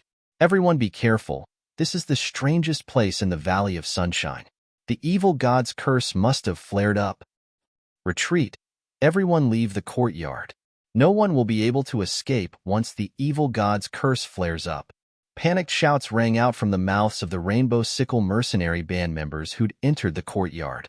These people had obviously heard of the legend of this shop, and when they saw the sudden change, they all tried to leave immediately, trembling with fear. However, the first illusory formation had already begun to take effect as soon as the formation had been activated. Apart from Emily and the others who'd chosen a safe spot to stand in, everyone else from the Rainbow Sickle mercenary band who'd rashly barged in couldn't see their surroundings clearly under the dense aura of death. Under these circumstances, a few white shadows suddenly shot out from the deep well in the center of the courtyard. The water ghosts sensed the presence of living people and started attacking the mercenaries next to them without hesitation. In that instant, the 3 mercenaries felt a chill in their bodies, as if a liquid had invaded their bodies. In a trance, their minds were muddled, as if they'd been tempted by a voice. They couldn't help but jump into the deep well one after another. With 3 plopping sounds, the 3 of them jumped into the well of their own accord. When they sensed the cold well water, their muddled minds immediately regained clarity. When they wanted to climb out of the well without a care for anything else, their bodies were already completely out of their control. They couldn't move a single step in the well, and instead sank bit by bit. 3 despairing shouts suddenly rang out from the well. The voices were filled with boundless terror and despair, causing the scalps of the mercenaries in the courtyard to go numb. It was also at this moment that they finally realized that this courtyard was indeed filled with many unknown dangers. It was with this realization that they immediately gave up on the idea of staying here. Each of them moved quickly in the courtyard according to their memories, trying to leave this evil and dangerous place as fast as possible. However, the courtyard, which was not very wide, suddenly became infinitely long and distant. They retreated according to their own memories. Their flying bodies should have left this place long ago, but unfortunately, they could never feel the end. Shrill howls like ghosts and howls like wolves continued to scream in their ears. The illusions suddenly attacked them, and another version of themselves appeared in front of them. Holding a sharp weapon in their hand and wearing a hideous smile on their face, they began to attack them mercilessly. The fear brought about by this phenomenon instantly destroyed their willpower, causing their fighting spirit to completely collapse.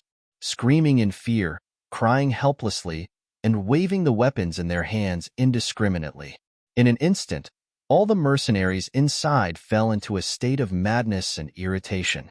Facing his other self's cruel attack, no matter how determined the mercenary was, he still found it hard to accept it. He was equally terrified and agitated as if he had gone mad. Just like that, all of the rainbow sickle mercenaries that had entered the courtyard went crazy in an instant and started to fight amongst themselves. Cries of despair, screams of extreme pain, and the sounds of metal clashing rang out from every corner of the courtyard. Emily and the other 3, who were in a few safe spots, had their vision affected and couldn't see what was happening in the courtyard at all. However, the mixed cries and screams made them realize that the rainbow sickle mercenaries were currently in an unforgettable situation. More often than not, a shrill scream would abruptly stop, signifying the disappearance of a life. Afterwards, they could see a wisp of gray air being absorbed by the Shura pillars beside them. As the souls disappeared one by one, the Shura pillars that had absorbed these souls seemed to provide an even greater amount of evil energy to the formation in the courtyard, causing the chilly winds in the courtyard to grow stronger and the aura of death to spread faster and thicker. Andy and the Thunder Archmage could only watch helplessly as the strange changes occurred in the courtyard. The thick aura of death covered the sky above the courtyard, and apart from a beam of blood-red light shooting into the sky from the center, there was nothing else that they could see.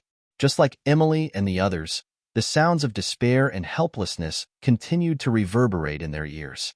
Unlike Emily and the others, Andy and the other mage felt their scalps go numb and their hearts tremble. They didn't dare cast their fire and thunder magic recklessly because they couldn't distinguish their targets. They could only stand anxiously on the roof, scratching their ears and cheeks as they tried to find a suitable solution. While everyone's vision was affected, Little Skull, who had been standing in the center of the courtyard, had his purple left eye flash with a strong light. He was like a graceful gentleman strolling leisurely through a ball. Little Skull wielded the bone dagger in his hand and took a brisk pace as he walked unhurriedly through the mercenaries who had fallen into a state of frenzy and were waving their blades wildly. As he reached out with his left bony claw, 5 bloody holes appeared on the bodies of the mercenaries, or their necks were directly twisted off. The bone dagger flashed with a cold light as it drew a beautiful arc in the air, ending with a mournful scream. This meant that a life had been lost.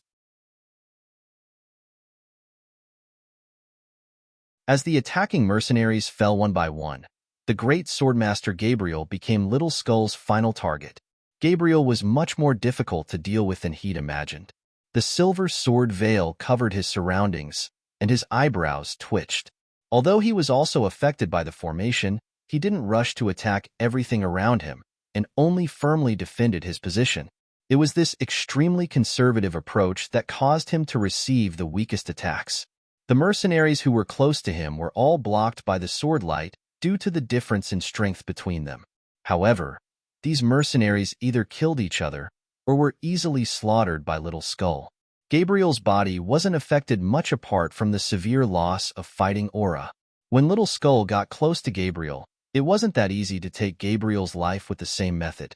With the attitude that he didn't want to make any mistakes, Great Swordmaster Gabriel firmly defended his position, condensing his silver fighting aura into a screen and tightly defending himself. When Little Skull arrived, he was also helpless against the Great Swordmaster's pure defense. Beside Gabriel, Little Skull rubbed his smooth skull in annoyance. His purple demon eye spun, as he seemed to be thinking of a good countermeasure. Who dares ignore the existence of the Cairo mercenary band and commit murder in Tanai? Loritan's explosive roar came from afar, sweeping over like the great waves of the ocean. Following Loritan's explosive roar, the sound of heavy footsteps rapidly approached from afar. Not good. The thunder monster is here. We have to retreat immediately. The thunder archmage on the roof suddenly called out lowly. But Gabriel is still down there. Andy also had a face full of anxiety as he looked worriedly at the yard below and called out softly, "We can't care about that anymore. If we don't leave now, we won't be able to leave when the thunder monster arrives. Of course, if you want to die, I won't let you stay either." The thunder archmage said faintly and didn't look at Andy again. He used the levitation spell to rise into the air and fly off into the distance. Andy froze for a while and finally shook his head helplessly. He stomped his foot and also used the levitation spell to fly off, following behind the thunder archmage and disappearing into the night. After Andy and the thunder archmage left, Edwin and Belinda silently followed from a nearby tree. At this moment, the aura of death and Ian in the yard was quickly absorbed by the 6 stone pillars. Starlight reappeared in the yard in an extremely short amount of time, and the effects of the formation had been withdrawn. Apart from the corpses littering the ground, only Gabriel was left, still brandishing his sword. "Kill him!" Gilbert suddenly yelled out and grabbed a battle axe from a mercenary's corpse, rushing towards Gabriel with a howl. Belinda and Trunks also knew that this was a rare opportunity. They brandished their weapons at the same time and rushed towards Gabriel as fast as they could, combining the strength of Little Skull Gilbert to launch fierce attacks at Gabriel. Gabriel reacted quickly when the threat of the formation had disappeared. He only needed to take a quick look at the surroundings to know that this operation had completely failed. Gabriel moved without any hesitation and leapt towards the roof. It was also at this moment that the attacks of Gilbert and the others arrived. Gabriel waved his longsword and silver fighting aura flared up, sending the rocks on the roof flying to block the attacks behind him. The flying battle axe blocked a large chunk of the rocks with a series of explosions. The bone dagger whistled through the air, not only shattering the remaining rocks, but also posing a great threat to Gabriel. When the longsword swung, an arc of light suddenly appeared and finally pushed Little Skull's bone dagger to the side. However, the 2 waves of fighting aura from Trunks and Phoebe finally reached Gabriel. A ghastly cry rang out from Gabriel's mouth as he staggered. His rapidly flying body suddenly became crisscrossed with sword marks, and it was obvious that he'd been seriously injured. He spat out large mouthfuls of blood as he fled in a panic. Emily had used a levitation spell to take to the air and was just about to chant a dark magic spell to give Gabriel the final blow when a fierce arrow shot out from nowhere like a bolt of cold lightning. The arrow was swift and carried with it a cold aura. Emily could already feel the icy aura contained in the arrow even before it neared her. Emily had been about to chant an offensive spell when she abruptly stopped herself. Her body that had been flying towards the roof suddenly dropped down from the air. However, that cold arrow was still relentless. It carried with it a frightening coldness and viciousness as it shot towards Emily's slender, white neck like a bolt of lightning. At this moment, there was no time to chant any spells. Gilbert and the others were all in the courtyard, and the ferocious attack had just been launched. Be it speed or combat aura, they couldn't save Emily in a short time. The person who had shot this arrow had a grasp and understanding of timing that had reached the pinnacle of perfection. The arrow that had been infused with ice magic was fast beyond imagination, and so vicious that it made one's heart tremble. Despair was written all over Emily's pretty face as she lost all hope and illusions in that moment. There was only one thought left in her mind. Am I going to die? However, There were no absolutes in this world. In this moment of certain death, a red light that tore through the dark void appeared next to Emily and accurately struck the arrow that was about to take her life. There was a crack as the arrow shattered inch by inch. The frigid aura was unable to condense in that instant and instantly spread in all directions. Emily paced back and forth on the bridge of helplessness, her heart filled with the ecstasy of surviving a calamity. When she focused her attention on the front, she saw the demon's lair edge hovering in front of her. In that instant, incomparably satisfied happiness filled her heart like giant waves. Emily's deep love for Han Shuo at this moment was as deep as the boundless ocean. "You won't be so lucky next time." A cold and delicate voice came from afar. A slender figure flew away from the roof of the row of houses, like a swan dancing in the lake. Trunks and the others were unable to restrain their anger as they all leapt up and landed on the rooftops, intending to take down this extremely dangerous female archer. "Don't chase." At this moment, Han Shua's low voice sounded from within the room. The room door opened and a sinister-looking Han Shuo appeared. His entire body glowed with bloody light, and a thick killing intent emanated from his body. His pupils were blood red, and his expression was evil and callous to the extreme. He was like an evil god from hell that had broken through his shackles and descended upon the mortal world. At this moment, Emily, Trunks, and the others were completely shocked by Han Shua's current appearance and aura. They all subconsciously stopped in their tracks and looked at Han Shuo with a somewhat unfamiliar expression. The current Han Shuo's aura and expression were too evil, completely different from his usual behavior. You're tuning in to the Warrior Lore YouTube channel. Don't forget to subscribe and join us on this journey to catch the most captivating stories.